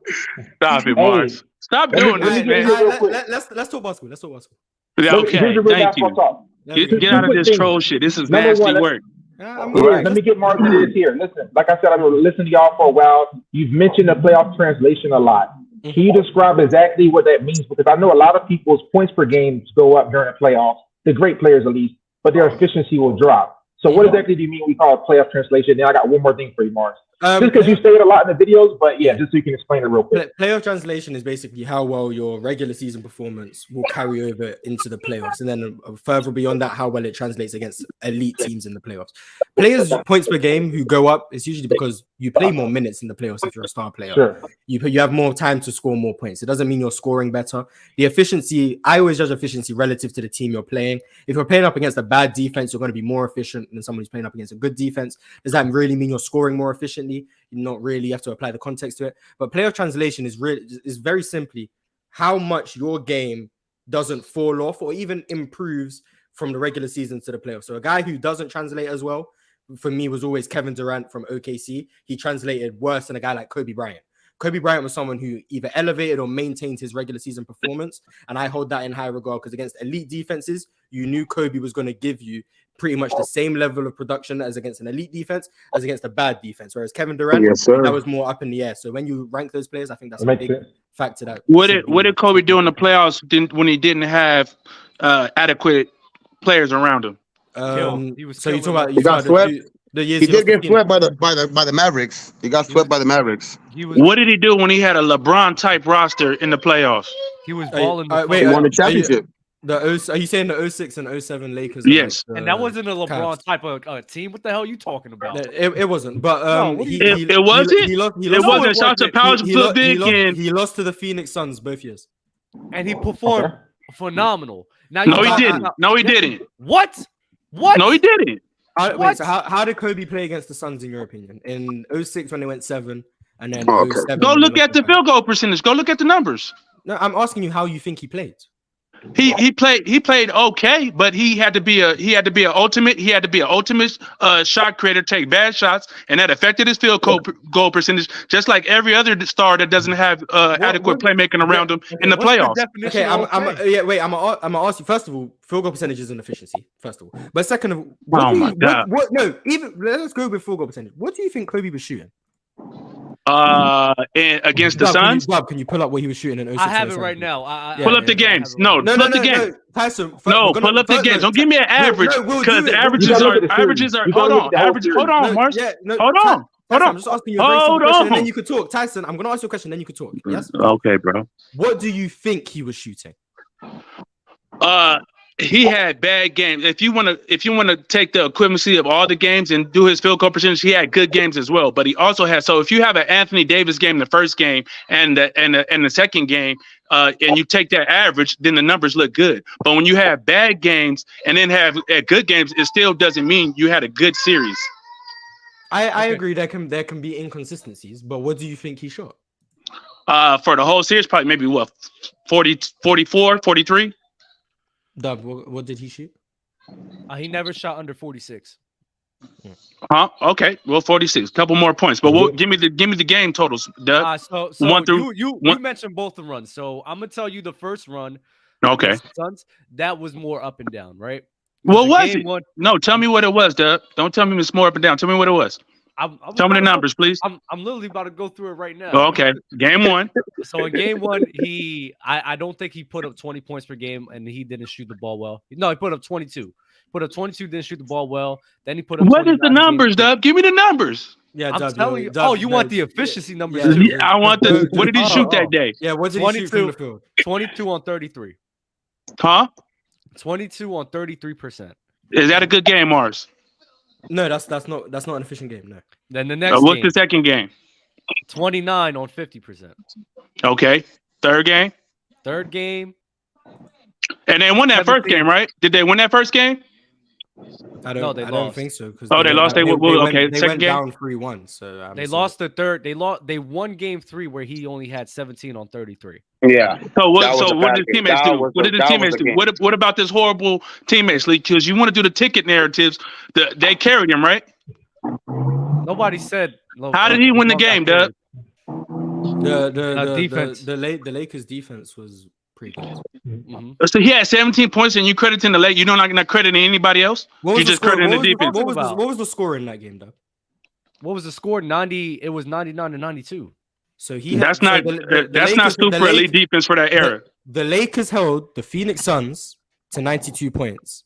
Okay, okay, but how many did he score? Averages were a little lower back then, though. Averages were a little lower back then. Okay, how about the Phoenix Suns in that game had a 98 offensive rating. That good enough for you? That's good defense. 98.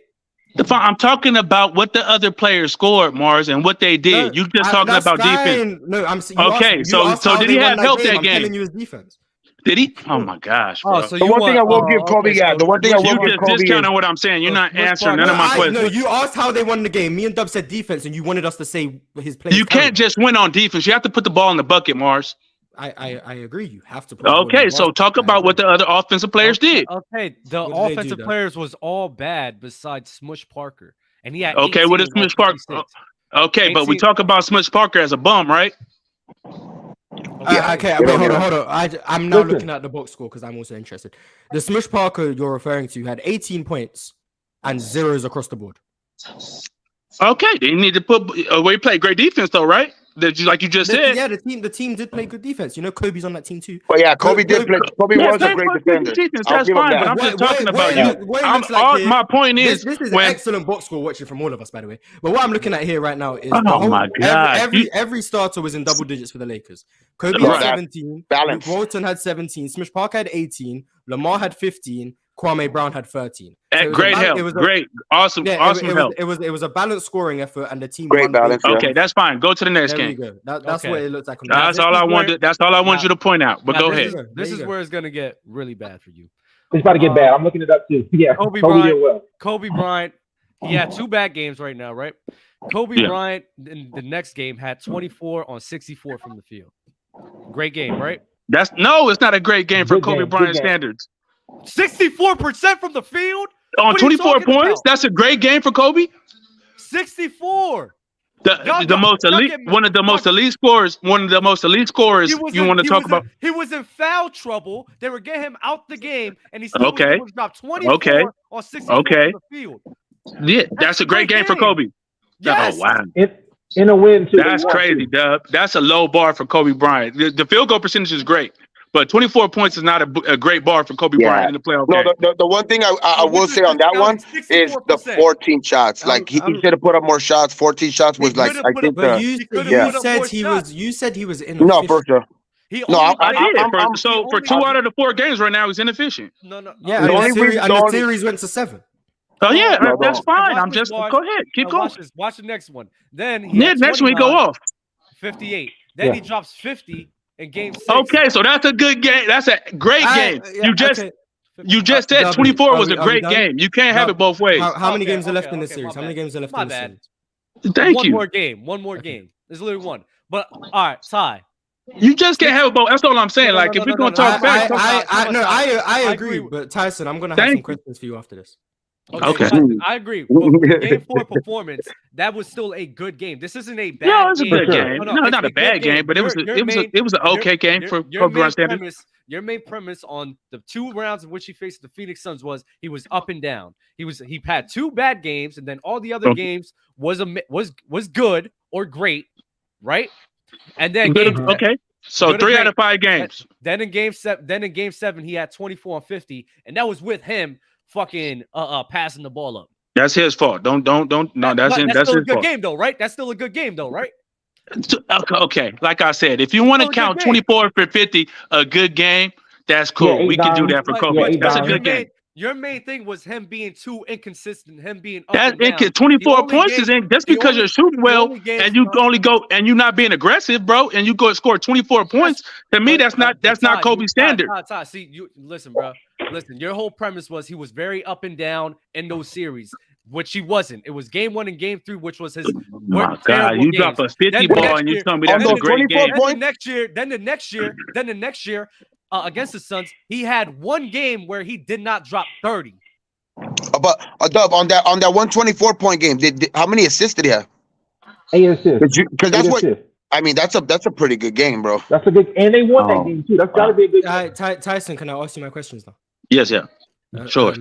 Okay. I'm going through the 07 Cavaliers. They played the Detroit Pistons. Would you call this a good game? 10 sorry, points. it's my son. Huh? It's okay. Would you call 10 points on 5 of 15 shooting a good game? 10 points on 5? No, that's a bad game. Okay. Right. Shout out LeBron James for that game. Shout out LeBron James. But he did also have in that series. Isn't that the series where he had that 29 of 30 points? Yes, it is. But we're talking about consistency. Not one game. We're talking about consistency. But here's the thing. Here's the thing. That was a series clincher, though, man. My point wasn't to say LeBron was consistent. My point wasn't to say LeBron was having great games. That was never my point, Mars. Tyson, I'm not finished. Would you call 19 points on 7 of 19 shooting and 6 turnovers a good game? No. Shout out LeBron for what he did. Did I ever come up here and say that LeBron was having epic games? I'm not done. What are we doing? Okay, keep going, bro. Would you call 32 points on 12 of 21 a good game? Yeah. Well, you just praised Kobe Bryant for having 30 for every game. So it's yes or no questions. Yeah, that was for dub standards, yes. For dub standards, yes. For your standard, would you call 32 on 12 of 21 a good game? Yeah, hell yeah. That's a good game. Okay. Oh yeah, that's a good game. Shout out LeBron James for that game. Would you call 25 on 8 of 19 a good game? It's not. By his standards, it's an average game. It's not even good. It's average. And here we go. We got the 48 on 18 of 33. The only thing with LeBron, I would like to see the whole box score. Okay, so like I said, it was the same type of. It was the same type of up and down. So it was the same type up and down. And then the last game of the series, would you call 20 points on 3 of 11 shooting a good game? That's a bad game. Okay, so Kobe had one more good game. So Kobe had one more good game. So Kobe had one more good game than LeBron, right? So LeBron James had help too? No, that was my point at the beginning. I said when you go up against teams when you have no help, your stats are going to suffer. We can talk about what Booby Gibson did in that game. That's the thing, though. No, I know. I remember that series. Booby balled. That's my whole point. But you're proving my whole point, Mars. No, because who did? That's what I said at the beginning of this soliloquy. That's what I said. Who did a Booby Gibson performance in Game 6? What's that? I just like the way I like on that team. You know, I'm a Lakers fan. On that team, I like the way LeBron. Not LeBron. I like the way Lamar would. You know, he would take charge of the. You know, he would help out Kobe by taking the ball up the court, and he played a bigger point guard role. You know what I mean? So I mean. I like all that's facts. All that's facts. That's all. My whole point was when you have a star going to a game and they in a playoff run, when the defense can lock in on them and they have the adequate pieces on defense as well, which Detroit was a great defense. Am I right? Yes, they were a great defense. Mm-hmm. I mean, way better than the Suns, right? Everybody in history needed somebody. You know what I mean? They way better than hold on, bro. Were they way better than the Suns? Yes, much better defense in the Suns. Yes. Okay, then. So that can also lend to what you see with Kobe Bryant or LeBron James stats as well. So let's talk about the New Jersey series. 21 on 8 of 21. That moving you? What happened against New Jersey? 21 on 8 of 21 shooting. That moving you? I'm not. I never said. I never got up here and said LeBron James was a great shooter, bro. That's not. I never said that. So you're arguing against.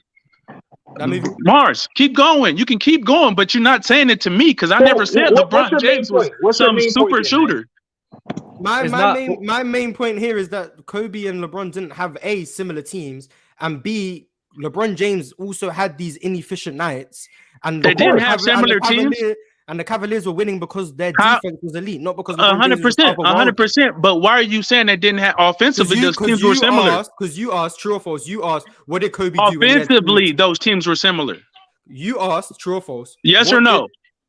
I was still talking. I know, but you not answer my question. And I will answer. You said they weren't similar. And I will answer once I'm done. Okay, go ahead. My bad, Mars. You said I'm not trying to disrespect. You asked me, what did Kobe Bryant do when he had teams similar to LeBron? Yeah. In 06 and 07, those were the years you're referring to. Right. He did well. I said he lost to the Phoenix Suns, who we can all agree are better than every team LeBron James played in the East in 07, right? Offensively, just offensively. Just the better team in general, Tyson. The defense was horrible. They were still a better team. They were still better than the Wizards, the New Jersey Nets, and the Pistons. They were still better. For sure. I see when you guys talk about these. When you guys talk about, hold on, you agree with that, Tyson? Hold on, no, I'm just saying. All I'm saying is this is what I'm going to say. When we talk about great offense, I'm assuming he's saying the Pistons are better than the Suns. I'm not. That would be a good series, yes, because what the Detroit Pistons do defensively and their sides against those Phoenix Suns teams would cause problems for them. Yes or no? The 07 Pistons weren't the same defensive unit, though. They were still a very good defensive team, but they weren't the same defensive team as. I didn't say they were. Did I say they were the same defensive team? No, not really. I don't think they caused much problem for the Suns. I don't. Okay, I disagree. I think playoffs is a game more. At that point, you got Rasheed Wallace's agent, Rip Hamilton's still there, Tayshaun's still there, Chauncey's still there. I agree. But then all really good defenders. But then you're running who? Chris Webber. They're gonna get. My problem is just like the Spurs did to them. They're gonna get out rebounded. They're gonna get killed on the glass. They're gonna get demolished on the glass with Stoudemire as your main rebounder. You know what I'm saying? And they're gonna put up. Go ahead. Go ahead, Doug. My bad. They wouldn't get killed on the glass because their front court wasn't amazing. Like the Pistons front court wasn't great. It's not the same. Like that's why it's not the same. No, I'm saying, but they're good rebounders. They're good rebounders and defenders, is what I'm saying. And they're gonna cause problems for Amari Stoudemire. They're gonna cause problems for Amari Stoudemire. And Steve Nash is not just gonna be getting off on those wing defenders. That's what I'm saying. I agree. Tayshaun Prince is a great matchup for Steve Nash. I agree 100%. But the front court of the Pistons, my only point. The front court of the Pistons, which was their defensive calling card alongside Tayshaun Prince. You could argue it was decimated from what it was a couple years prior. Okay, that's fine. It's all hypothetical. All I'm just saying. All I'm saying is the Suns struggle with great defenses. No, wait. Well, hold on. Isn't that the same 07? Yeah. Didn't they face the Spurs and Amari Stoudemire was actually like killing Tim Duncan? Or am I tripping? That's the same year where he was killing Tim Duncan, right? Correct. But at the same time, Amari Stoudemire was balling that year. Amari Stoudemire always played well against the Spurs. Yeah, he always played well against the Spurs. But another issue, the offense with the Suns when they cooked probably a better defense in the Spurs, they cooked better players in the Spurs as well. How are you worried about them cooking an 07 Pistons? Because if you remember what Amari, so why did they lose? Why did they lose that series? In your opinion, why did they lose? They playing against who? The Spurs. Yes. You know, because the NBA cheated. That's why. There was a big. The Suns should have been in the finals, and I'm stunting on that. The Suns should have been in the finals. One question. How much weight does scoring in double digits for over 1,000 games hold in a row? Guaranteeing me 10 points a game for 1,000 games. But it's not really 10 points. You know what I mean? He's fucking at least 20. 10 points. Guarantee me at least 10. Like I know if LeBron James is on the court, my team has 10 points on the board. I know that. Easily. That's pretty nice to have. That's pretty cool. But I mean, I don't know how much I really factor. No, I'm just asking how much weight it holds. You know what I mean? Like, it does it hold any? Does it? You know what? Is there any consistency there? I've never factored it in when I talk about LeBron James standing in all time factors. But I think it's a cool record to have. I think that's very cool, especially when you consider how far ahead he is of everyone else. I think that's cool. Everyone else. Yeah. So let me get it. The thing that we're disagreeing with you, Ty, is you started this off by saying when Kobe was around a LeBron James type of cast, that look at what he did, that he didn't play well. Well, that wasn't true. He actually played well in both of the Phoenix Suns series. There was the next series, we went through it, bro. Exactly. A lot of people were saying he played well in that series. Then the very next year, he only had one game not dropping 30. That's a great series in which he had against them. He never shot so much better than them. Yeah, and then on top of that, the Phoenix Suns, this wasn't just a regular Phoenix Suns unit. They were really a title contender. So and then when we even look at the supporting cast of Kobe and LeBron, I'm not gonna hold you, bro. Lamar Odom is good. He was probably the only bright spot in that Lakers unit. Everything outside of that, the Cavs had a better unit. They had better defense. They just had a better supporting cast for the LeBron James.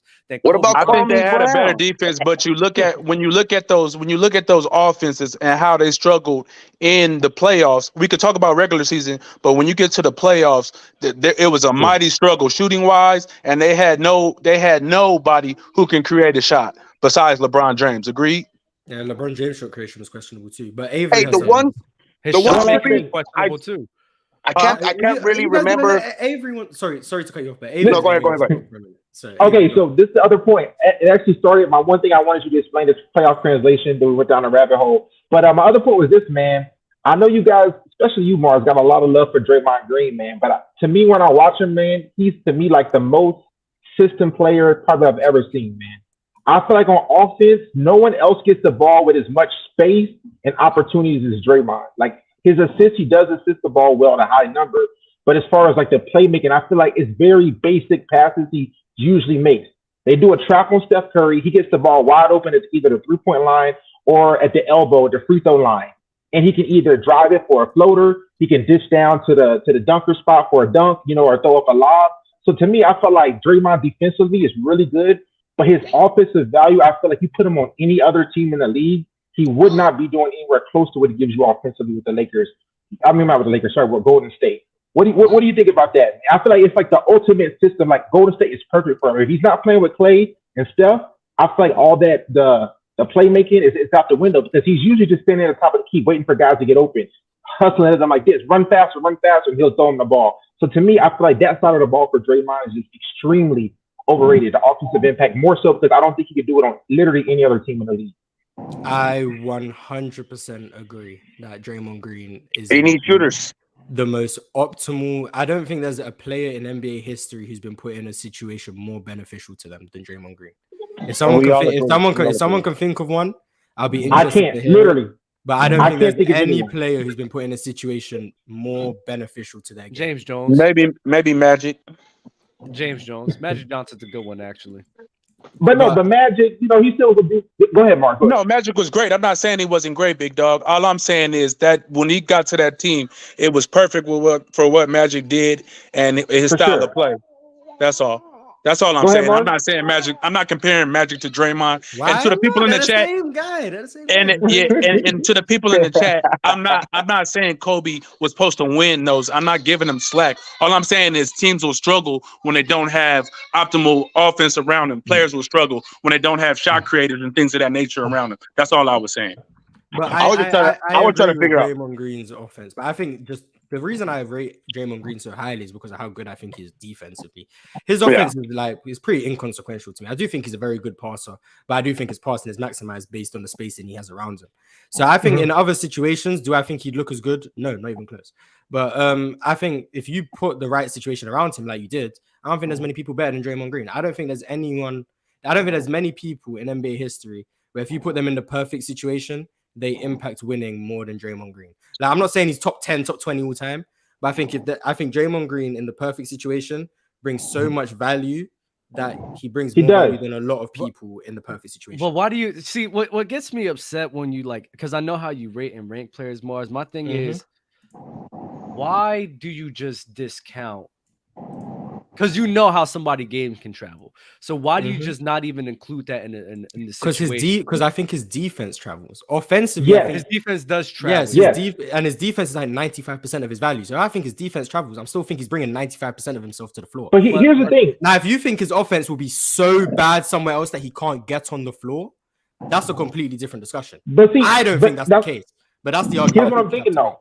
Even you guys talked about earlier, Draymond versus Dennis Rodman. To me, to close out a defensive possession, we're actually seeing it against the Warriors. The final stop is getting that rebound. He's also not an elite level rebounder. So I agree with you. His defense is great. And he can guard a lot of positions. Like sometimes he's guarding a big man. You guys mentioned, like, of course, the elite big are going to have work with him. But he can still guard like centers, forwards, guards, things like that. So that's really elite. But for me, since he's not an elite even rebounder to close out the possession, I think if in another situation, we wouldn't be having the same conversation with him. So almost to Dub's point, how could you rate him so highly? Almost going to the Melo thing. I know you heard talk about you take him over Melo. I don't want to all the way get into that, but you know what I'm saying? Like, if you think that in no other situation could he do anything else, that's going to be tough. Whereas a guy like Melo, hey, you could probably think of a few different situations. Like, hey, if Melo even would have went to Detroit being drafted there, he would have been better. But if there's no other situation you think of for Draymond, he's in the best fit ever. How could you have him rated so highly? If he's with someone else, it's probably not going to be this level. And I think just as a defensive guy, his defense is good, but like I said, even to me, give me a Dennis Rodman because you have the defense plus the elite rebounding, so I can stop the possession. I can get us the ball back. Where even if Draymond gets a stop, since he's undersized, you can still get an offensive rebound. So even if he gets a stop, it's not as impactful as Dennis Rodman getting a stop and the board, or even a center that's a dominant rebounder. I also think Rodman was like he scored some in the beginning of his career, with the Pistons, but later on he went on to perfect the rebound. There's even a story of him counting the spins on the ball while it's traveling just to know where because he was trying to perfect rebounding and stuff like that. It's just like I just think his mind was basically just on defense and rebounding. Never, as soon as he got away from from the Pistons. You know what I mean? So I think it's just that's why I think Rodman never went that way, and I think that's why Draymond's game might be a little bit better because it's called for more in this type of game. This too. You know what I mean?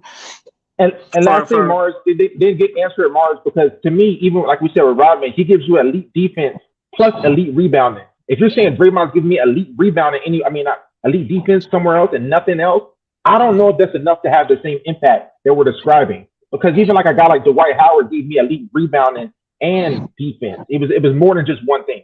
What's your answer to that, Mars? And this ain't even try to like jam you up. I'm really just curious. No. This is what I like. Just people asking questions. Okay. Understand how people feel. Like this is what we do on the Hoop Talk podcast. Tap in tomorrow. Hey, I watched y'all last week. That was a good fight. Make it longer. I'll be there, bro.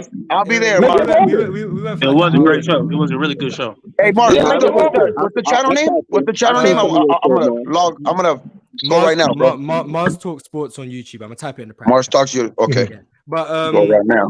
With the Draymond Green thing, I think with Draymond, the issue I have with him is when I judge players, I judge you based on I think what values you bring and how that impacts high level teams.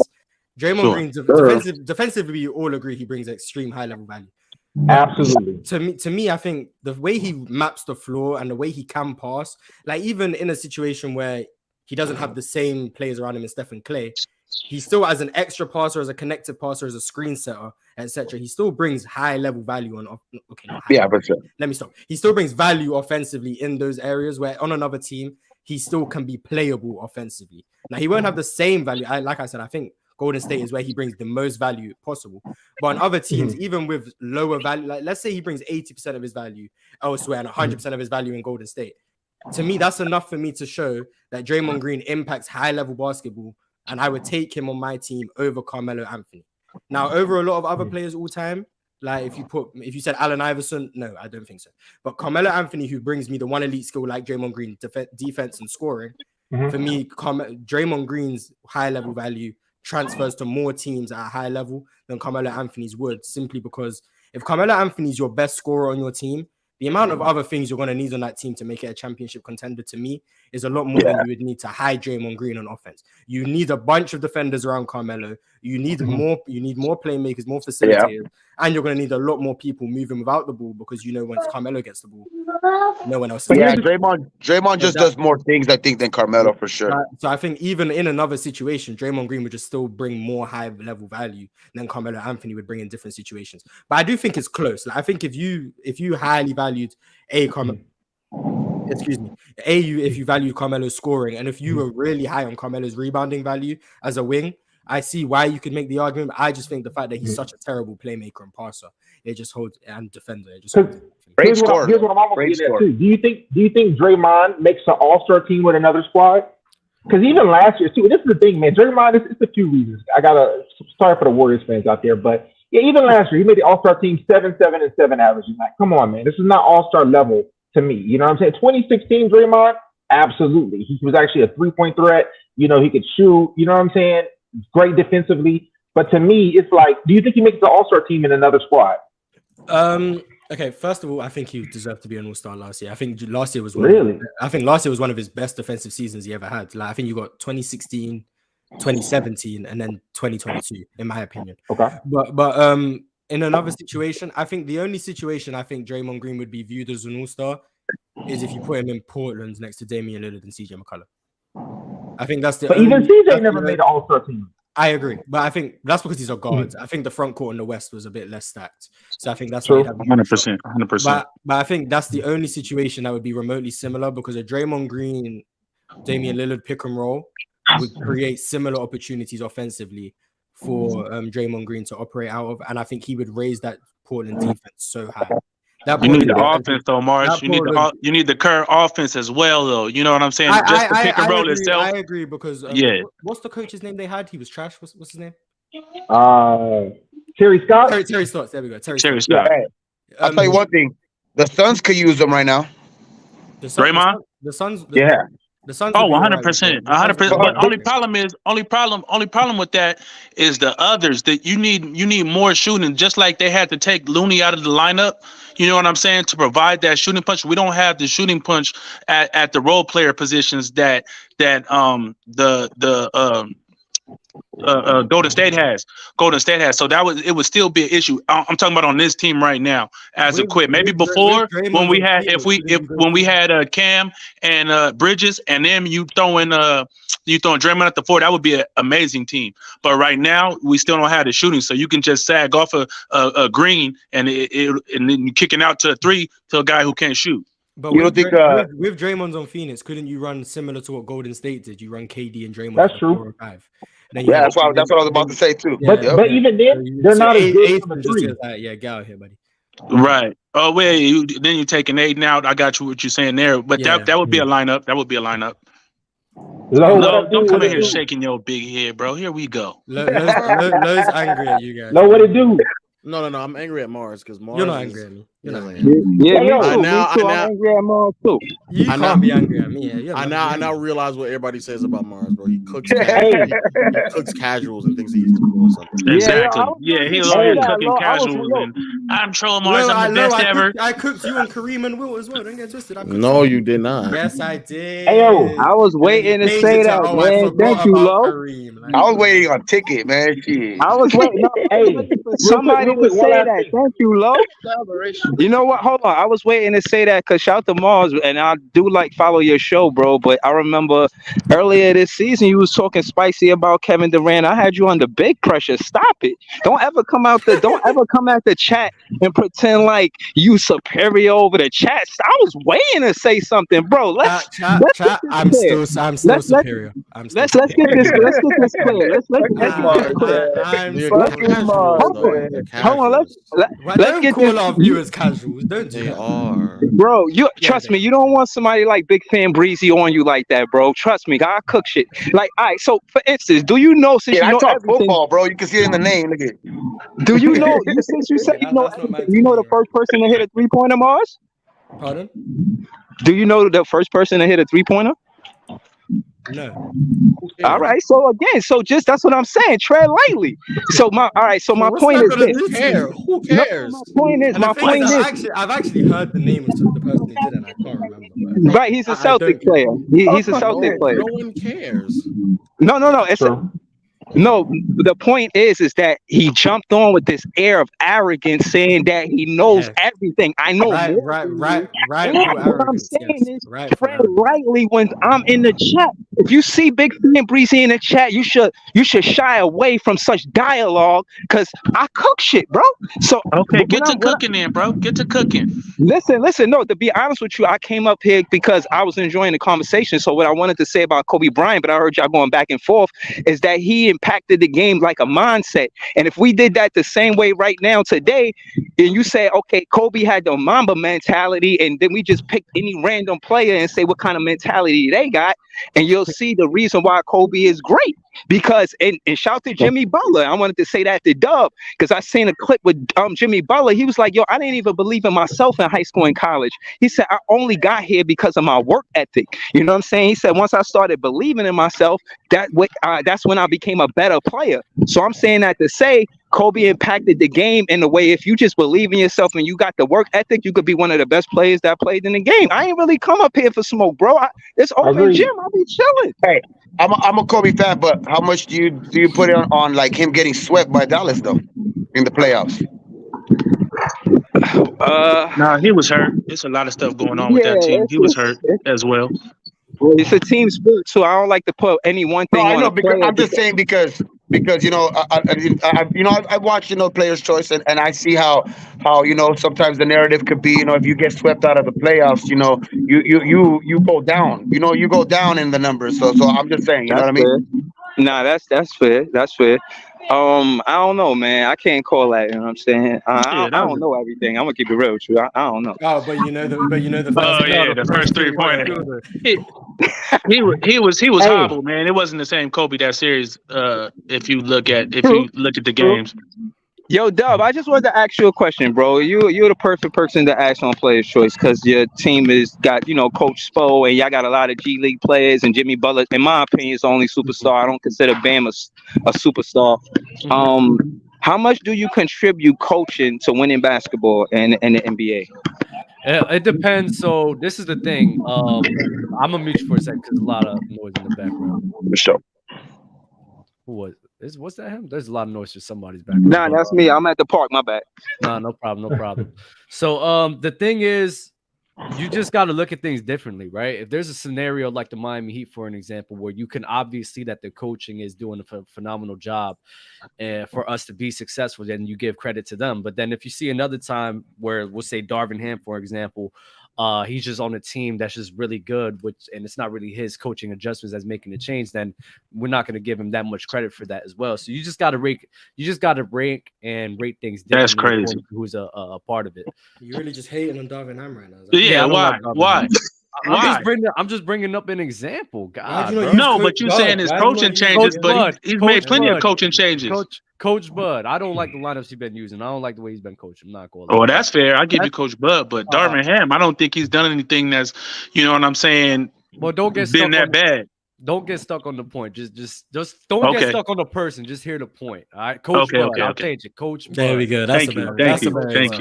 Shout out to Coach Bud, man. So you know, I'm not going to give somebody like that too much credit, right? But in my opinion, in the NBA, on how to be successful in a team and how to be successful in the NBA, you need to implement systems. You need to have a focal point offense. You need to have a coach that has the ability to do that, to make adjustments. And right now, I just think the league as a whole just kind of stemmed away from that because we don't see it. We don't see it like we used to anymore.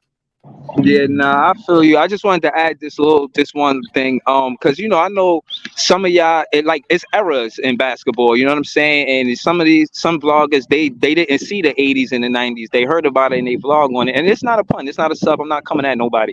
I'm just saying the game evolved where I don't think they developing players from the mid-range no more. It's not as vital or relevant to the offensive schemes in basketball, and I think that they missing with that, you know. And they call guys who do have the mid-range some of the best in the game with DeRozan and Kevin Durant and etc. Right, but it's not. It's a handful. Like Dub said, let's not focus on the names. Let's not focus on the names. Let's focus on the point. Yeah, DeRozan. Yeah, don't do that. Don't do that. I'm not focusing on the fact that he said the That's a say Devin Booker, KD, Shea, De'Aaron Fox. No, not to harp on the 2% wrong thing I said, but 98%. The mid range is what I'm discussing and how it's a lost art. And case in point is, you know, I'm more of a fan of the game than a player. So the mid range is what I'm saying. We went away from that. So I agree with Dub. You know, I feel like we did go away from the NBA did go away from the mid range and it's heavy relied on the 3-ball. And, you know, there's a lot of players that could be developed if they went back to that style of basketball. That's all I'm saying. No, but look at hold on real quick. Look at the playoffs, bro. Look at the playoffs and look how the mid range in the playoffs has made a huge return. Look at how Murray is playing when he was dominating that first game against the Suns. Look how many mid-range. He got high from 3 too, but look how many mid-range jumpers he was knocking down. Look at Russell and what he's doing with the Lakers and how many mid-range jumpers. The mid-range makes a return in the playoffs because you can't rely just on 3-point shooting to win games. It's a make or miss league. Hold on, fellas. I want to hear what Lowe has to say because it seems. Do you agree with that though? Yeah, no, I'm with you, bro. I'm with you. Yeah. Low, what you got to say? There's nothing wrong with the league, bro. It's fine, bro. It's fine. This is the most efficient basketball that we've seen in NBA history. Mm-hmm. It's like, it's just saying you can make a living off of the mid range right now, but everybody that uses it and it's it's killer with it, bro. Like you like the names that you said, Shea, DeMar DeRozan, Kevin Durant, Booker. You know what I mean? All of those guys, when they use it, they're deadly from it, bro. And everybody's just trying to be a Steph Curry nowadays, bro. And that's just it's not gonna work for everybody. Who's everyone? How many Trey Young, how many teams? Those type of players. How many teams are averaging more than 30? How many? Right.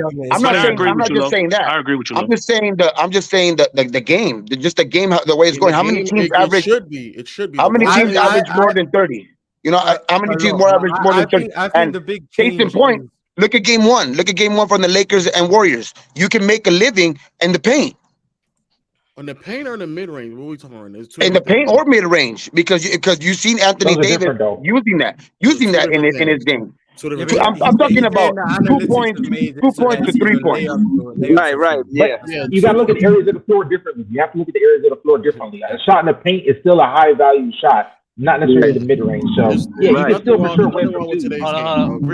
Breezy. There's too much noise in the background, bro. So we got to keep that. There's nothing wrong with today's game. It's fine, bro. The players the best players in the league normally have a diverse palette of shot selection. It's normally not heavily off of one way or another, unless you're like Steph Curry or Dame or something like that. Right. And this is this is the most efficient and most skill set that we've seen from a scoring aspect in NBA history. But role players should not be shooting mid-range jumpers. You can't touch nobody in this game. Right. I was about to say, don't you think they can do something defensively to like the closeout rule? I think is one of the big ones that affect the 3-point shot so much. It's hard to stop a player like Michael Porter or something when he's hot because you just can't get into him the same way with the rules and how it is on a closeout. And also, it's going to be more efficient, of course, because you can't touch nobody. You can't close out on nobody. It's just that, of course, it's going to be more efficient of a game. No, this is it's more efficient because they took out inefficient shots. So like post and you can't touch nobody. I'm not saying that doesn't have an impact. You sneeze on somebody and it's a foul. But what's more impactful? I disagree with that. I know he's just saying hyperbolic things that he heard on ESPN. Right. What's more impactful? No. What's more impactful? All right. Okay. Hold on. What's more impactful is that they remove the mid-range shots and like shots that really don't need to exist at any volume, as well as post-up shots, especially from players who aren't that great in the post. That's why the game has been. I agree with that. That's a way bigger, way bigger contributing factor. Yeah, you don't think? Oh, my bad. Go ahead, Morris. Yeah, I wanted to say I don't think the mid-range is gone. I just think back in the day, role players would get the ball kicked out to them, and then they would attack a closeout and then pull up from 18 feet. Yes, that is gone. Role players, you do not have if either you're spotting up or you're cutting to the rim. There's no mid-range shots in your arsenal at all. The superstars still have the license to shoot the mid-range. Yes, they can do AD, Devin Booker, Kawhi Leonard, Steph Curry, Kyrie Irving, DeMar DeRozan. CP3 in the prime. They will have the right to shoot the mid-range shot as much as they want. But it's the role players, and that's why teams shoot so many threes, because the role players are the ones spotting up all the time. Yes. They're the ones who do all those looks. But the mid-range hasn't died. It's just the people taking them. The subsection of the people taking them has changed. It's like back in the day, like a lot of people who say, "Oh, people can't shoot better now," because the league average shooting back like in the 90s was also like 34% from free. But the amount of people taking the threes is much higher now. So if there's more people 100%. taking threes and they're still shooting 34% compared to back in the day when only the best shooters were the ones shooting threes and they were still shooting 34%, that would still mean people shoot better now, even though the percentage is the same. It's the same thing with the mid-range. Back in the day, more people shot the mid-range, but they were less specialists in the mid-range. Now the only people who take them are the specialists. You know what I'm saying? Right. So that's why the game's changed. And it's similar with the post-up. Like you're not. Yeah, that's all I'm saying. You got to develop more guys like that instead of developing these guys in AAU with just 3-pointers. That's all they want to do. You don't need to develop more mid-range shooters. It's fine. It should be only like 20 to 25 players. That's your opinion. No, that's a fact. Nah, that's your opinion. Because the guys, so you can become a star, but there's superstars in this league that do it. Make it make sense. Make it make sense. I mean, if you stop talking, you listen. I just acknowledge that there should only be 20 to 25 players who attempt mid-range shots. I just acknowledge that. But to say that there needs to be more, only. Yeah, I disagree with you. The rest of the role players do not need to be shooting mid-range at any volume at all. No. I don't agree with Low on that point. Like if only reason if like say like Vando for example, just a hypothetical. If Vando could, who is not a good 3-point shooter, could take a step in or attack a closeout and pull up a more consistent mid-range shot, you don't think that would add value to his game? There's no way you think that Vando mids. No, I'm just saying. I'm just saying. Hold on. He's right. I'm just saying that. Hold on, Lo. Let me finish. Go. Hold on. All I'm saying is he's obviously a poor. He's obviously a poor 3-point shooter, and I think a mid-range shot can be more effective to help actually teams have to respect him and close out. If he took a couple steps in and actually could knock down 18-footer instead of trying to shoot threes at a horrible percentage, you don't think that would help his offense and help the Lakers offense as a whole instead of being not guarded at all? What would I think there's other ways to just utilize players like Vando that they're not doing, and those players, when they get utilized, it can still be impactful offensively, such as a Draymond. And Green, this is the regular. And so we're talking about there's just better ways. How many Draymonds is there in the league, Lo? Oh, there's not in particular, but like players who have a liability on the offensive side of the floor where they're not being defended.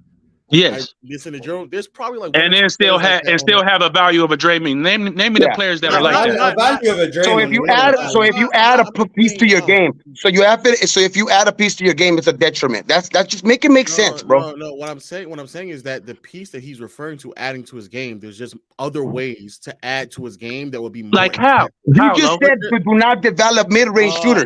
You just said hold that. on, bro. Hold on. Let him answer. Let him answer. If you can't add a 3-point shot, then you can be more of an off-ball screener, so you can open up the game not only for the shooter but also yourself in terms of attack to the baskets. Right, but to the rim better. That works on a team with great, you know what I'm saying, catch and shoot type of coming off pick shooters. He has to be catch and shoot. I think he could do You know what I'm saying? You talking about screening, but they do that because they have Klay Thompson and Steph Curry, some of the greatest catch and shoot players of all time. So when you talk about a Lakers team, who are you screening for? LeBron James? No, D'Angelo Russell, Malik Beasley, Lonnie Walker, Austin Reeves. Lonnie Walker? I'm just Lonnie need to get some more playing time. Malik Beasley? He doesn't do any of it though. He doesn't do any of it. That's what I'm saying. That's because their offense is not predicated on that. When you talk about Golden State, their offense is predicated on getting those guys catch and shoot looks. But that's more of a problem of the offense though, not necessarily his. Okay, so how can Vando on the Lakers? Like I said, how can Vando on the Lakers be more of a consistent plus offensively? How? He a screener for the shooters. No, bro. No, that's a horrible answer to me. What do you think if he starts shooting mids? What do you think he could shoot from mid? I don't know, Lo. I'm just saying. All I'm saying is if he mastered or got better, like a Horace Grant or a type of player like that can hit mid-range shots, he can be more of a plus on the offensive end, and the teams couldn't just ignore him and put him in the corner, and he would and chuck up bad percentage threes. That's all I'm saying. And if you don't agree with that, I don't know why. If Vanderbilt shot 45% on baseline jump shots, A team still wouldn't close out to him. They wouldn't. Still wouldn't close out to him. And B, that's the same as him shooting 30% on corner threes. Exactly. That's the point I'm trying to hear. That's just the mathematics behind it. I disagree with that. But in the playoffs, in the playoffs, that's not for you to disagree. That's not. I know. I'm saying I'm understanding what you're saying, but I'm just saying if 45% is fine, but it's actually in the flow of the game. So if he knocks down 3 or 4 in a row, you know what I'm saying? Teams are like, oh my God, okay, we got to do something about this. No, they're not gonna. Yeah, I think they will. That's where I disagree. That's why I disagree. I'm not saying if he knocks down 3 or 4 in a row, team's gonna have to make an adjustment. Okay, if he knocks 3 or 4 threes in a row, I guess they're gonna make an adjustment. But he can't. Is my point. He can't knock 3 or 4 mid range in a row. You're naming things that these are hypotheticals that you're conjuring up in your mind. That was my point. I'm saying it was a hypothetical. If he got good at that low, God dang, bro. Well, if he got good at 3-pointers, then he could knock down 3 or 4 threes in a row. But he can't. Never mind, bro. Okay, so he can't also shoot. Now you guys are arguing whose hypothetical is less hypothetical. That's right. What's more likely? Hypothetical. Okay. About him potentially getting. That's all. But the whole thing was the mid-range shot. The whole thing was shooters should not be taking role players should not be taking mid-ranges. I'm saying if they got good at it, like they were in previous years, in previous eras, it could be to an advantage to a team. You said no. That's my point, Lo. Hey, if they got really good at the mid-range, say this one last thing, and I got to rotate. All right. If a player got really good at the mid-range, he would no longer be a role player. I think that's also lowering them point. You turn into like, oh man, this guy's a go-to, like a Kawhi Leonard has a great mid-range. And then he turned into from a role player to a really good player. If you have I agree. I disagree with. There are role players who are quality mid-range. Like I think Rui's a solid mid-range shooter. Hey, Lo, before I'm out of here, though, I do want to get your channel, though, bro, because, hey, regardless of what we disagree, I still want to support, bro. So whatever your channel is, bro. Fucking shit. I'll support everybody on the panel, bro. Oh, you just Appreciate you you. Appreciate you. Appreciate Mars, you. drop the link in the chat, man. Breezy, what's up, bro? I just wanted to say thanks. I know you about to rotate, guys. I just wanted to let you know, as a guy to team not in the playoffs, I plan on kicking up more dust as soon as I can. You know, messing up the party, doing whatever I can to make guys uncomfortable. You know what I'm saying? But I appreciate y'all, man. Y'all know it's all love, man. Shout out to players. Hey, and I talk football, dog. I got my own channel too. If you guys want to check it out, Raider Gate 420, dog. So I talk football all day there. So yeah. Got you, man. Drop the link in the chat, New bro. channel. Hey, salute, Open Gym. Appreciate y'all. Low, you a nasty man, and I catch y'all on the next one. Peace. Hey, much love to you, low respect, brother. Oh my goodness. And then there were 3, man. Man, you got to stop cooking up casuals and thinking that you're doing something, Mars. It's getting ridiculous, bro. There's only casuals on players. Who do you want me to do? Where do you want me to go? I know, but it's kind of Like, I'm on the panel. I'm cooking do the there. same thing. No, I don't. He had a whole like WWE promo for in middle thing. He had a whole You watched that? You was there for yes, that? I did. I was like, yo, Mars has lost his mind, bro. Bro, I need to promote. almost I need cried. to promote my channel. I need to promote my channel. Whole heel turn midway It was through so the good. thing. It was so good. Start bench cut. Reggie Miller, AI, Ray Allen. Let's be honest. Don't be nasty today. Let's be honest with ourselves. Don't be nasty today. Are you Let's gonna be- cut AI? You cutting AI? Let's be honest with ourselves, Dub. Dub, I want you to go first. You know who I'm gonna say. Dub, I want you to go first. AI, Ray Allen, Reggie. Oh, wait, are we doing peak? Oh, you're cutting Reggie? Yeah, I'm cutting Reggie. Reggie's getting cut every time. Interesting. He can cut every time. Wow. Next super chat. Let's go. Yeah, please, There's please. no way. I need answers. Real Yeah, quick. you guys ain't gonna like my answer. I'm gonna answer. You're cutting AI? You guys ain't gonna like I'm my cutting Ray. You're cutting answer. Ray. Yeah, Ray Allen's out of here, buddy. Cutting Wow. Why? Because Reggie Miller's just better than him. Yeah, Reggie Miller. I think he's better. Just better than him. But I don't think that's the crazy thing to say, though.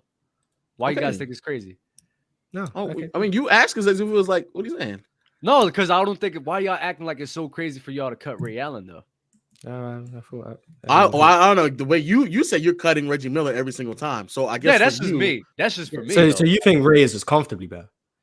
I think that Ray's better, but I wouldn't be like, oh, it's crazy to say you. All right, think Reggie Miller's better. let's change it. Reggie, Ray, Clay.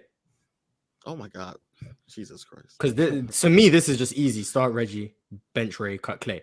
To me, But why y'all starting Reggie every time though? That's the thing. Oh, because I'm not necessarily I'm starting him, but he is better than these 3 for sure. Yeah, I wasn't starting him against AI. I wasn't gonna start him against Yeah, AI. it's AI Reggie Ray. No, So- like I'm all right. I guess I'm gonna have to just walk it down. I want you guys to give me a breakdown since breakdowns is crucial. Dub, we have 15 A minutes. We have breakdown. people to bring up, and you're asking us to break down Ray Allen. Like, we I ain't got would like time. because I'm curious, man. I want to make a fucking clip. Jesus Christ, Mars. You have Never enough mind. clips of me today. You have enough. Never clips of me mind. for Never today, mind. man. Never You- mind. Who's never mind, next? never Who's mind. next? My Who's bad. next? Narrative Mars. There's a lot of people next. No, I was talking about like streaming. I don't think anyone's next unless you want to do low nose. Isn't it Up to you. anime? Isn't it anime today? Nah, No, today's it's Friday. tomorrow. Oh, okay. Yeah. Mars, stop bullying people from Donovan Samuels. Smoke Detector Mars. That's what I do. Dub Freed the Beast at Mars. That's what I do. Drink more water, Mars. What adjustments do the Suns have to make to get back in the series with CP3 out? Should Booker or KD be more of a playmaker? I actually want to talk about this series. They need to improve. There's passing, Thank you. there's playmaking reads that they can't Thank make. you. The holes in the Denver defense, Thank they you. can't capitalize on. That's the And that's really what I want to talk about. I can't. That's really. I'm gonna have to do a low nose because that's what I really want to talk about because we had this whole because back and forth. Denver's defense can there's holes there's stuff they're willing they to can't give do up. it. And I don't think Phoenix can capably capitalize on what they're giving up. 'Cause they I don't want to have see the game 3. personnel. Maybe they improve. But from what I've seen, they can't capitalize on what Denver is willing to give up. Yes. And they ended up just playing into Denver's hands. And that's what they're Yes. struggling with. Yeah. Got you. I just moved Magic down to 5th below Tim all time. Low, you're next. You're next, Low. Pause. Brian Holiday with another one. I'm loving this Mars heel turn. Dub is sitting out this show like 80 did in yesterday's Laker game. Laughing emoji. Hashtag I'm here, but I'm not here. That's a fact. I definitely am sitting out. Off topic, but low key, Knicks suck. Bottom 5 in the categories in playoffs or bottom, i.e., 3-point percentage, field goal percentage, points, DR. Defensive rating rebound, is low. defensive Defensive rating. rating is low because the Cavs was just bad. That's what you say. That is true. They have Julius Randle. Mhm. Huge thank you to the man in the pattern shirt next to Mars. You helped make this episode great. Shout out to Avery, man. Let's get some of these guys up here, bro. Oh, the Yo. Julius Randle fan is back. Come on now. Yo, real quick, I just wanted to ask you, the reason why you said you only wanted 25 people to do the mid-range is because it'll change up the pace, having people clog the paint and everything. I'm just asking. No, I just Can don't I think that. can I comment on that? It's Can I not comment an on that efficient little enough 3-point shot. mid-range thing too, bro? Okay, Hold on, Snowman. No, I answered already. It's just not. It's just not an efficient enough shot. Like there's not enough. Like the average, I think the league average right now, and it's been around league average, is still sub 40%, if I'm not mistaken. Yeah, and you got to hit like 55% of those mid-range jumpers to even equate to a 33% 3-point shot. Yeah. No, 50. Jump shot. 50. That's- No, 50. Oh, 55 my from bad. the mid range is a 110 offensive rating, which is like bottom of the NBA.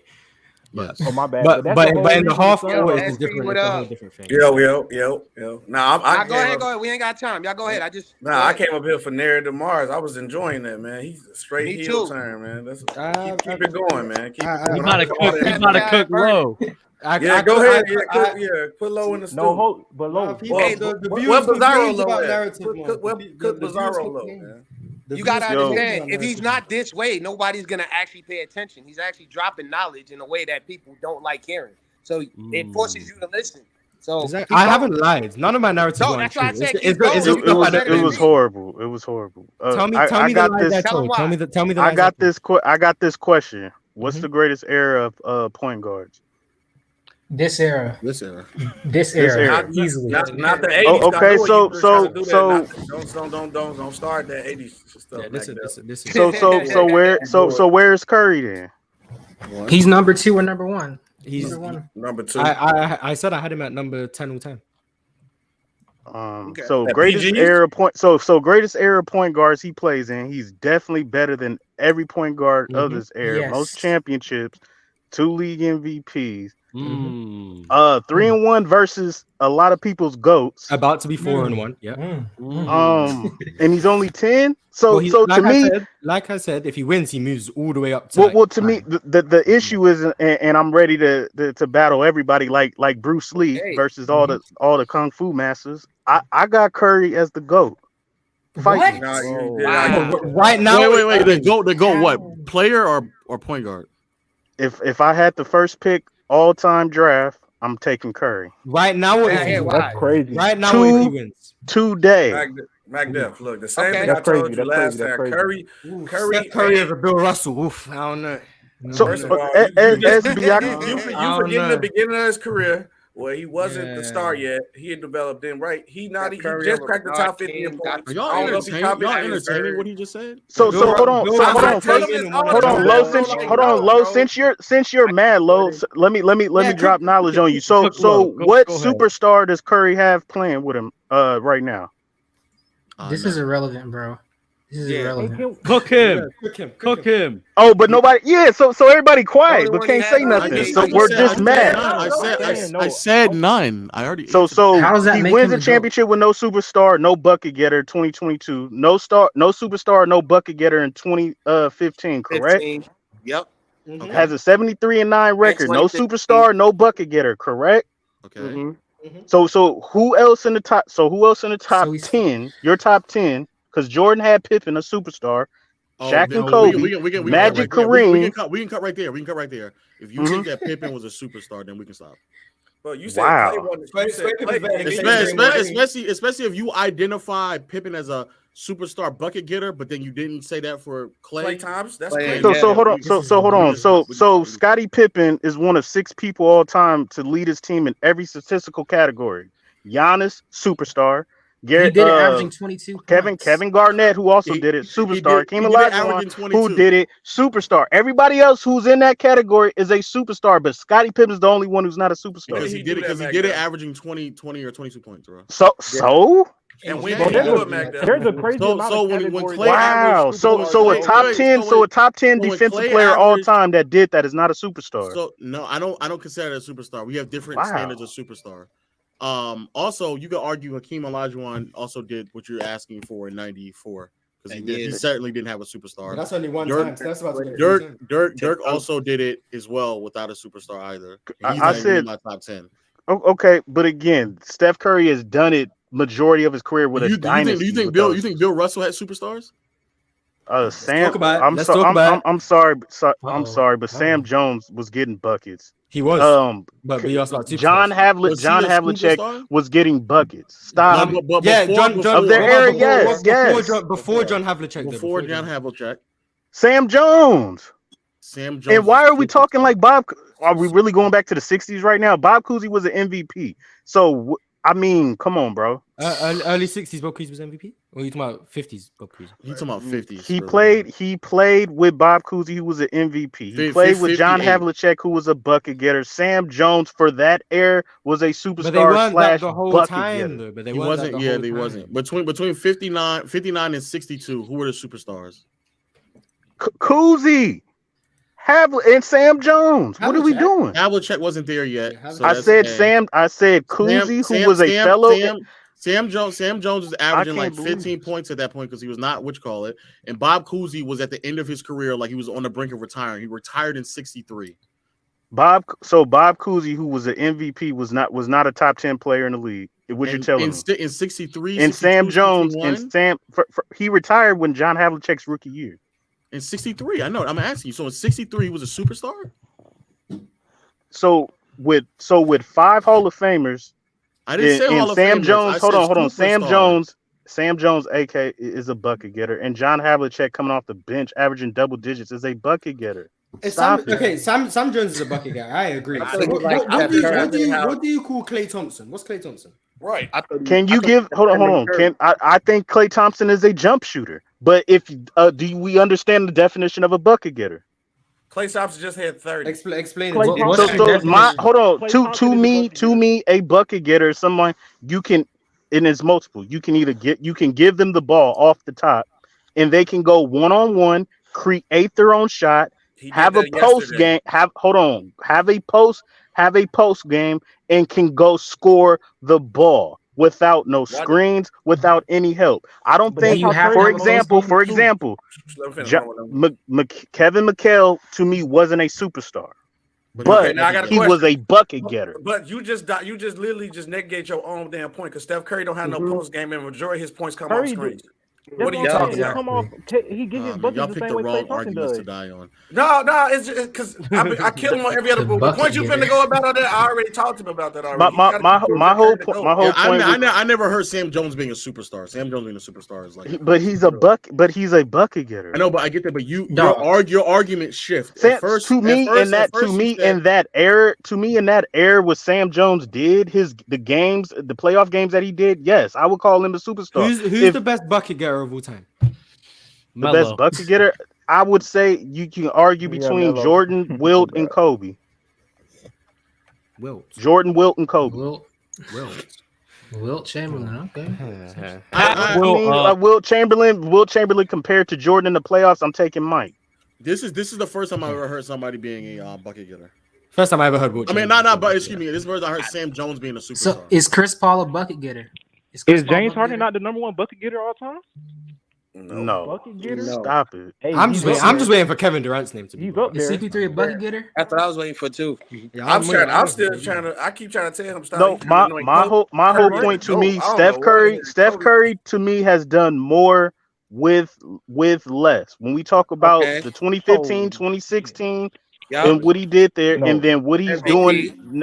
What he's doing now, to me, he's done more with less in a tougher era at his position. I agree with you, but everybody says that the 2015 championship, you have to add context about the whole injuries of LeBron James. So, like I said, I agree with you that 2015, he did what he did best and won. He still had to lace him up. 2016 got slapped in the face. So, but I agree with you. Before KD, yeah, it was him, and even last year. I can see that, but putting him who's can I ask you a question? Over everybody else, I don't know about that. When you say done more with less, are you talking about superstar help, or are you just talking about team wise? Yeah, you don't need superstars to have a great team. More with I'm sorry. The doing more with less argument is so weird. The doing more with less argument is so weird because number one, the man had Kevin Durant and the Golden State Warriors, and we talking about Draymond Green, where Low and Mars be caping for how much of a generational defender he is. He is. With Klay Thompson. Draymond Green is not a top 10 defender all time. Stop. He's top. He's He top doesn't five. have I'm about to say, I don't know why this argument of Draymond has to be the top 10 defender of all time is a slight to him.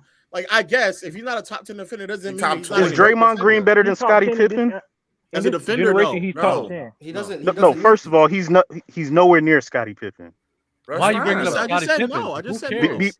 no. Nah, because he doesn't think Scottie Pippen's a superstar neither. I don't know. I don't think Draymond is a superstar. Wait, I thought you was arguing. Do we not only have a minute to go? What are we doing? Nah, we'll be fine. Go ahead, Dub. We're good. I thought you was arguing with Steph Curry the best point guard or player of all time. How did it get to Scottie Pippen? I don't know. He's talking about help. He's not even annoying. We're talking about because I said Steph Curry has done more with less than any top. What you say is less is not what really less is. You just think just because he doesn't have Kevin Durant on the team that they're not a great team. The collection of the parts they have make a great team. Last year, that was a great team. Correct. That was a great Everybody team do their own little gear and their own little movement. Yes, everybody contributes. And the biggest face is Steph. When did Klay and Draymond become less? That's what I'm lost. And then when Andrew Wiggins, who was a former last year, remember in 16? Yeah. What did we talk? Yes, less. Last year, Klay was definitely less than what he was. But I'm just saying, that's 1 year. But Curry you wanted somebody to go off 1 year because he just came back. But Jordan Poole picked that slack up. Yeah, no. Hold on. First of all, I think highly of Klay Thompson. To me, and that start bench cut. I'm not taking Reggie Miller over Klay. I think Klay Thompson, to me, is a top 10 shooting guard. But hold on, time out. That's my whole point. You think Klay's what? That's my whole point, Lo, is that I think highly of hold on. I think highly of Klay Thompson more than everybody on this panel. But I will still say no, I'm not calling him a superstar. No, top 10 shooting guard. Top 10 shooting guard. I have him over Reggie Miller. Is he over Sam Jones? Is he over Sam Jones? Yes. Mac, all right, hold on, time out. Out of all the two guards, Go ahead. You need to understand what you're saying right now. You're saying Steph had a top 10 shooting guard, even though that, let's say, to your criteria, Draymond Green's not a top 10 defender. He's one of the best defenders of our era right now. He's probably the best defender of our era, honestly. Kawhi, so him having a top 10 shooting guard, having one of probably the best defender in his era, on top of that with a great bench as well. One of the best coaches of all time. One of the best coaches of all time. Yeah, on top of that, having Kevin Durant on his squad for some of those rings as well.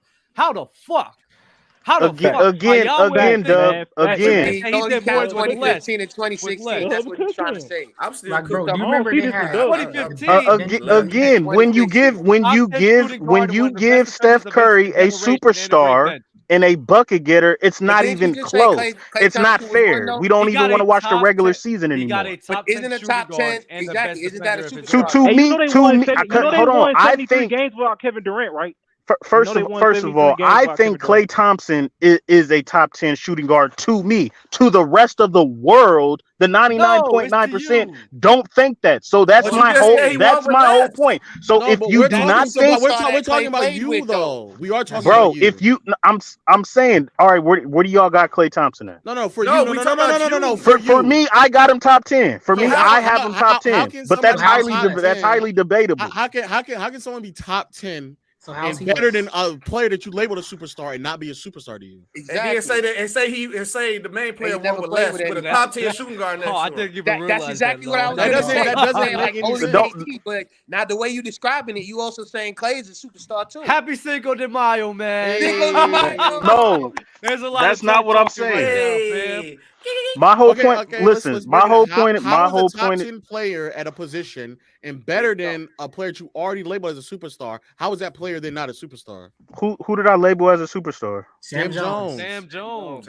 Yeah. In his era, what he did, yes. But if I had to pick between Sam Jones or Klay, I'm taking Klay. He's a better shooter and a way better defender. Okay, so those are just facts. And that's fine. If he's top 10, how is he then not a superstar? Exactly. Then how is Curry playing? Is Klay? Hold on, because Klay Thompson. First of all, Klay Thompson's not a superstar. We know that. We understand I'm not that. I'm not debating that. I'm not Because debating that. he's not a superstar because he's not the number one option. B, he's not a franchise player. Hold on, he's not a franchise player. We're going off. Stop. You said Scottie Pippen was a superstar. Scottie Pippen was not a franchise player. Yes, he was. No, how? Define a franchise player. Hold on. A franchise player is the team that you build, the player that you build around the whole Hold team. on. Yeah, we understand. The Bulls ain't I understand that, but just because Magic played with freaking Kareem, I'm not gonna sit here and say Magic wasn't a franchise player because he was a franchise player. So to me, a franchise player, you have to be a superstar and you have to carry a freaking franchise. Scottie Pippen, hold on. Even if it was for a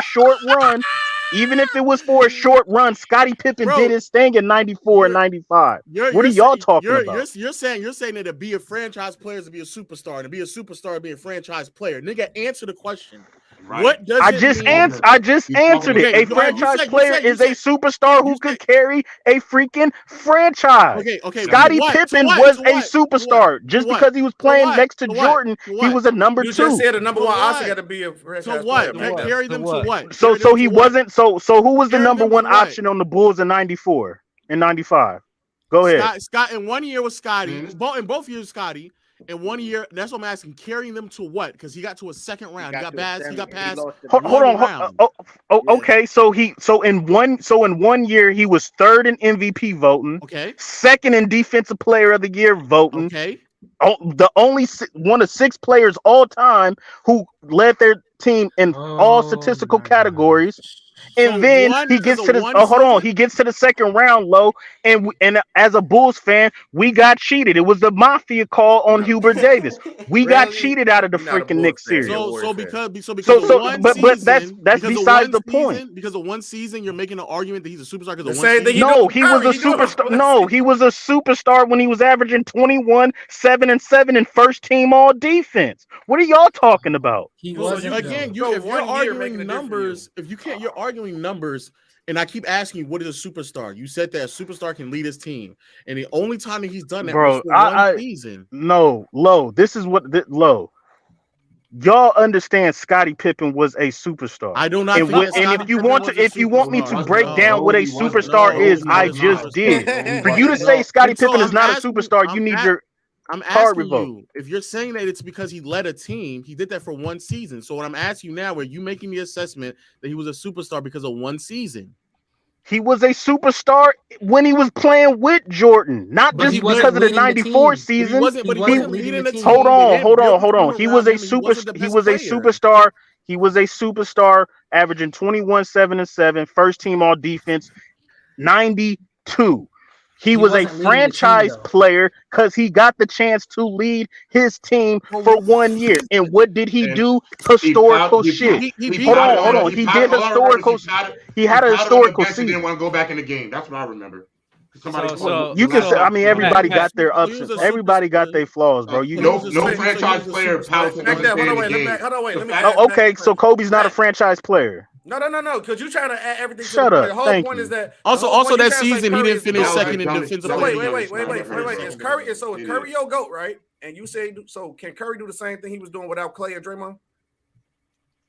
Hold on. What did he do without Clay in 2021? He got the eighth seed, but lost in the play-in, right? Led the league in scoring and was top 5 in MVP voting, right? But do you see how your criteria keeps changing? No, it's not criteria. No, it's not criteria. Wait.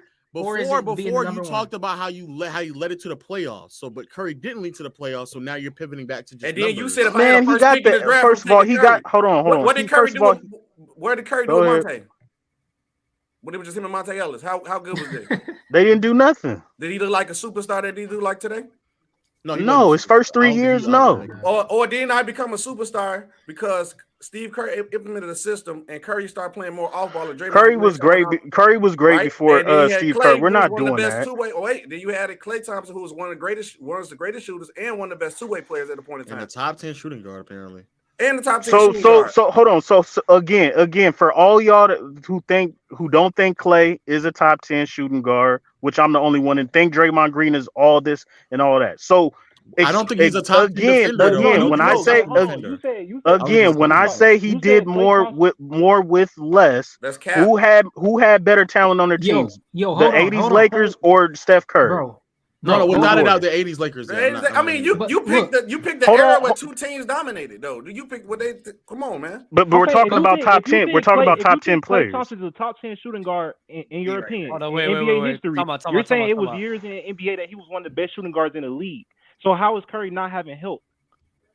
Again, I said out of the top 10 players all time, he did more with less. That's what I'm saying. But I'm not finna sit here and say Klay Thompson is garbage. That's not what I'm saying. But you know, I'm just saying you think he didn't have no help Klay is a top 10 shooting guard. You think he's a top 10 shooting guard, so you're saying there is leagues.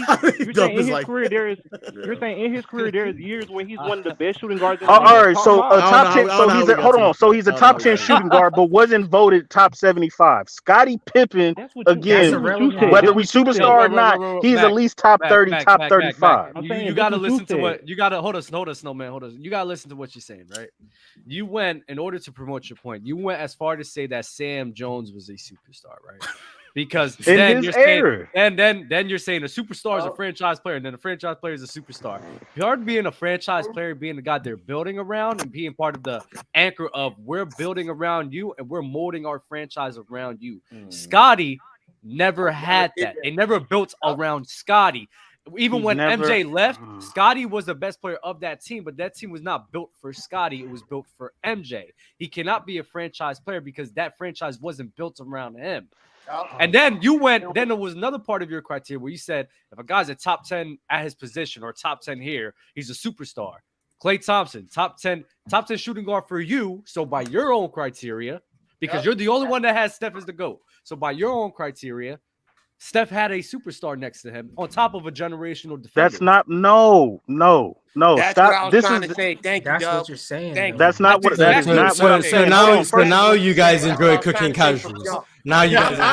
Hold on. First of all, I am not no. I'm not no casual, bro. When we go, hold on. To me, I've always had Magic Johnson as the greatest point guard all time. I had him number 3 all time. And I thought he was the best offensive player all time. When I measure Magic and Steph Curry offensively, now Magic in the 80s Lakers for that whole decade, from 80 to 89, they averaged 115 points and averaged at least 29 assists per game. Right? Steph Curry without Kevin Durant for his dynasty run is averaging 110 points per game, 28 assists per game. But where they leave Earth is the 3-point shooting. You just figuring that out. Why not just look at offensive rating? Why not look at relative to where they were at? Why not just do that? Yeah. What do you mean relative to where they at? Oh my god. The relative offensive rating. I don't care about pace. You're casual. Like you're casual. Yeah. You care about pace. You don't care about context. Do I care about pace? Is that what you just asked me? Do I care about pace? Are you caring about pace? Wait, do you know what relative offensive rating means? Like, why don't you care about pace? Like, explain why. What's his name? Mac. Do you know what relative offensive rating means? No, I don't. Mars, tell me. Oh my god. What's relative offensive rating? Go ahead. No, it's pace. Offensive rating. Oh my god, dog. And then he said he wasn't a casual. It's pace.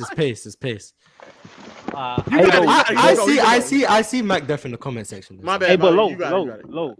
I got a super chat. I got a super chat. I want to say Low said to stop cooking casuals, but here he goes. Oh. Nah, I had to stop. I had to realize I was like, I'm talking. But Low and Mars. I got another one. Hold up. Then you got it. By his logic, Tim Duncan should be the GOAT.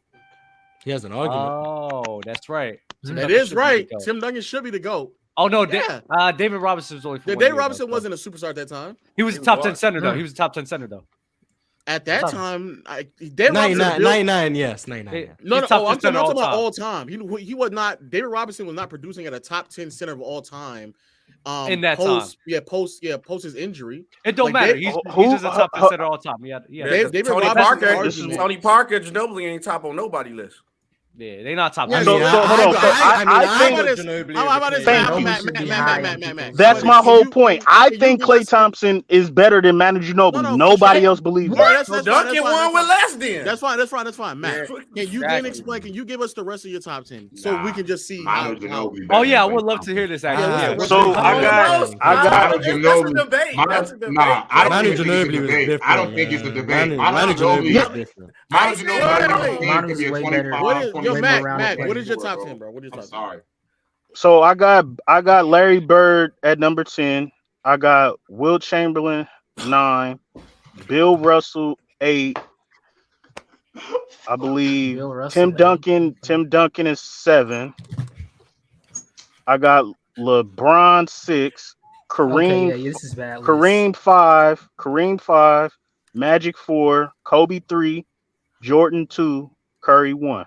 This list is shit. Clip that, please clip that. That is by far the worst. Okay, but again, when why is Wilt over Hakeem based off of your own logic of like Will Chamberlain? Are you serious? Doing more with less. No.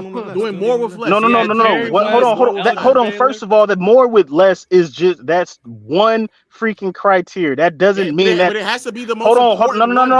No. Because everybody championships is most. Hold on. Because I value championships in stats and everything. That's just one criteria. Just because one is better than the other. So first of all, hold on. Will Chamberlain versus Hakeem Olajuwon. Will Chamberlain is by far the better offensive player. By far, he's by far the better offensive player, better scorer. No, he's not. You just see 50. You just look at the 50. Wait, I'm not. I'm looking at. Let's talk. Hold on. By far better offensively because. But by far better offensively, better score. Not even better score. Not even close. Led the league. Hold on. Led the league in total assists. Defensively, he averages more rebounds. Yes, blocks wasn't a stat, but people back in those days say he averaged more blocks than even Bill Russell. So I'm taking I think he's better than Hakeem Olajuwon. Okay, how is he a better scorer? He's a better scorer though. What do you mean? How is he better scorer? What are y'all talking about? Is it because he averaged 50? Is it because he averaged 50 and 45? It's 50. 8 scoring titles, 7 scoring titles will do it as well. I mean, averaging 50, of course. Player translation. Yeah. What about he averaged 22 for his career before? Why do you average? But before he went to the Lakers, the man was averaging 30 in the playoffs. Before he went to the Lakers, playoff transition, Mars. And it was down. Okay, so tell me where he went from the regular season to the playoffs. Tell me about the playoff translation. His playoff translation. He averaged 30 for his career. Playoff, he averaged 22 for his career. The reason it went down is because after he went to the Lakers, even before he went to the Lakers, tell me how his regular season translated to the playoffs. Tell me. Oh, his points per game went down. He went from like 50. He went from like 50 to 30, 31, 30. Why? In the playoffs, his playoff transition went down. Yes. Why? Vocabulary. I mean, I don't know. Talk to the man. Bill Russell, the Celtics. I don't know. Bill Russell. I'm supposed to. His translation, his playoff translation went down from the regular season. But if a man is averaging 35 and his scoring average go down to 30, and somebody else is averaging 25, and they go down to 24. I'm not finna say the nigga who's averaging 24 in the playoffs is better than the man who's averaging 30. That's great. I agree. Now, what can you tell me about the NBA landscape in the 60s? Oh my god.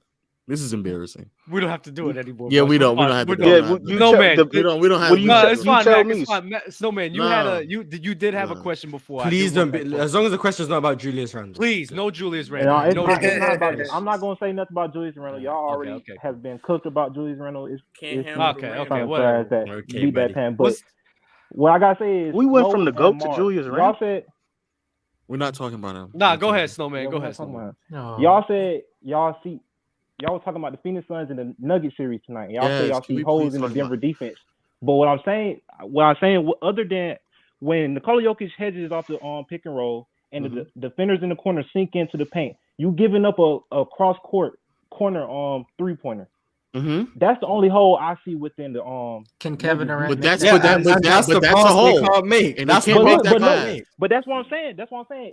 If Chris Paul, if he's one of the best passers of all time. If he can't make that pass, that's just a scheme thing that I don't think is something the Suns could. Why are you holding Chris Paul? At I 30? I agree. I don't think they can fix. There's the hole. The hole is there. I think even Monty Williams sees the hole. I just don't think he knows how to. He got the personnel. You know what I'm saying? I don't think I don't think he has the roster to capitalize on the hole that Denver are giving up. Now I think if they went up against the Lakers, LeBron James can make that pass 9 times out of 10. Now that was my question. They can capitalize on. I think with that hole that the Suns can't exploit, and then they bench being bad, so we could pretty much see that the Nuggets gonna make the next series. So I was gonna ask y'all, do y'all think the Warriors and the Lakers can consistently take advantage of that? Without the Lakers, no, because the hole that will be there essentially. Okay, it will be of Jared Vanderbilt though. It'll be Vando, exactly. Vando, that's the problem, and they have to play Vando in that series because I'm assuming they're probably going to throw either Vando, LeBron on Jokic, and have AD Roman help.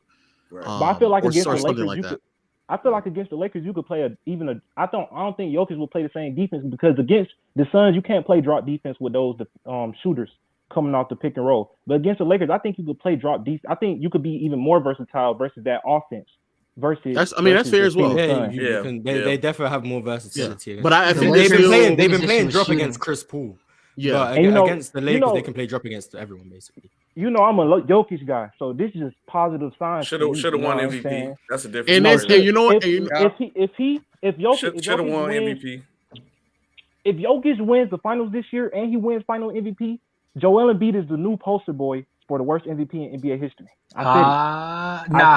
No, wait. Let me say because you're talking. You're talking narrative. Shah was answered by the way, but But I'm talking about the Pacific. That's mean. But the ironic part about all of this is that the way that the Suns are probably going to lose the series is a thing that I've been trying to tell people all year long about what it takes to be an offensive player, an elite level offensive player, about the passing. And I've been trying to explain to people that players like a John Stockton would also struggle to make those passes as well. Sure. And the fact that, ironically enough, Jokic of all players will be able to make those passes. And it's the reason why Kevin Durant isn't as good as Jokic offensively either.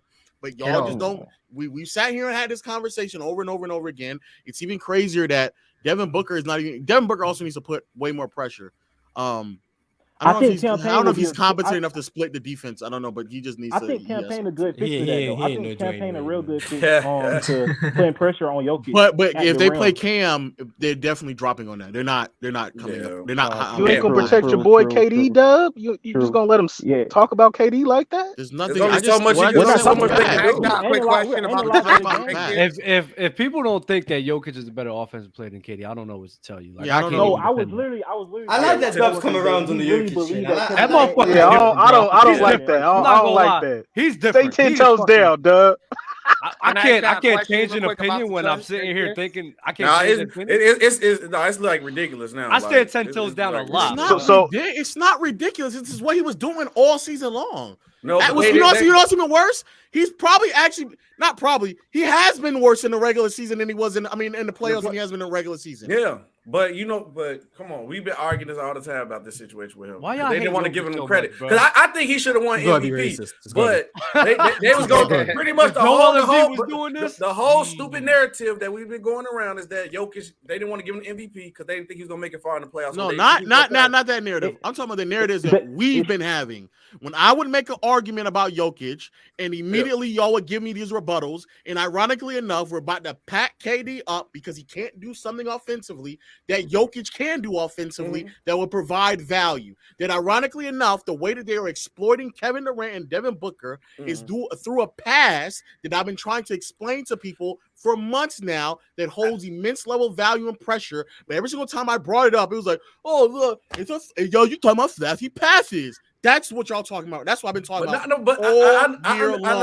understand that. That's part of the sense. But you also got to get credit from the point of the Nuggets being a better team, and the Suns don't have enough space for Kevin Durant to operate as good as he is. Now, I'm not going to argue the fact from the point of what Kevin Durant now that you can say Jokic is a better offensive player, But you got to put everything in context with the team too. KD don't have that much space to operate not like he usually it's not do, about bro. space. It does matter about space. No, he can ISO it out, and he still would not be able to do as much as Jokic can do.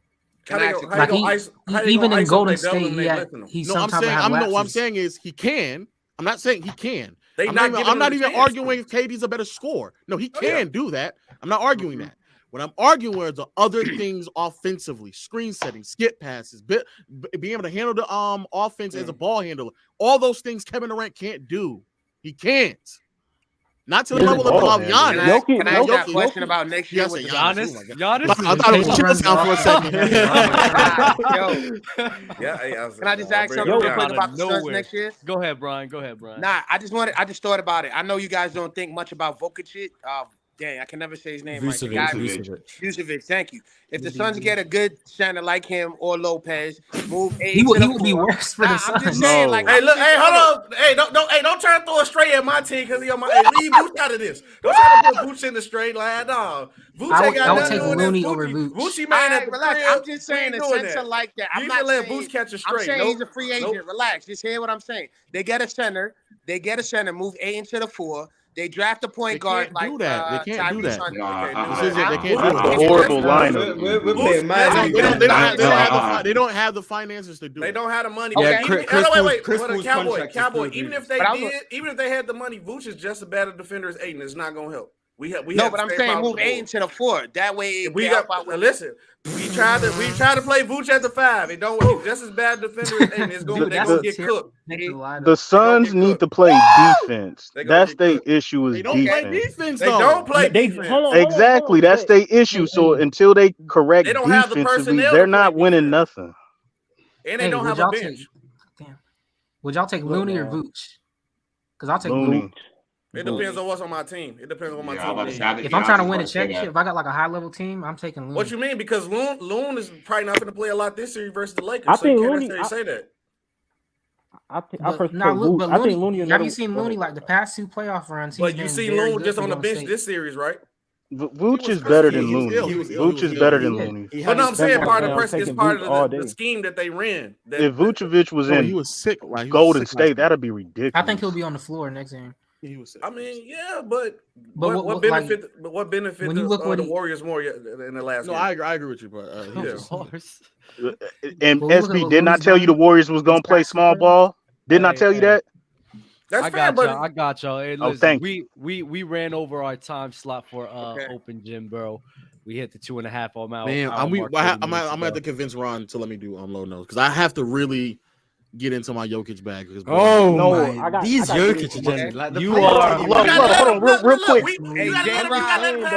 Real quick. You can have the Jokic bag. I just need to know: is Jokic a better offensive player than Steph Curry? No. Okay. So you think Steph's the best offensive player in the league right now? I think Steph yes. I think Steph and Jokic are going back and forth for the best player title right now. I think Jokic is the best offensive player in the league right now. We have what? I think he's the best offensive player in the league right now. Just the way he affects all aspects. Yeah, offensive player. Jokic. I'm taking Jokic. Steph's ball handling is just because you got to think about it. Both what he did last night, I was so impressed. Oh man, I was so impressed what he did last night. Yeah. Mm-hmm. But yeah, I agree. My top 3 is still the same guys. I don't know who the best in the world is, but Jokic and Steph offensively are just on the how far y'all drop Giannis? On a completely different level. Steph and Giannis is still top 5. Y'all some haters. I'm Giannis is still in my top 3 and he might be the best. Jokic, Steph, and Giannis is my top 3 and it has been for like 3 years now. Like it hasn't changed. But Jokic and Steph completely different level from everybody else offensively. Right but how far you drop Giannis down? Go ahead. And the fact that oh man, that was such a terrible take. That was a really bad one. But hey, we got 600 people in here. Like the video, subscribe. Some guys going, J-Rob's going stream right after, bro. So tune into that. And where Curry to go, clip it. You said what? Where J-Rob shooting at? On his own. I'm shooting on my channel. Yeah, put it in the chat. What's the stream? You'll see. Yeah, drop the stream. Drop the link in the chat right now. Go ahead, fam. And then just keep an eye out for low notes today, bro. That'll be easy. Go New York, go New York, propaganda, bro.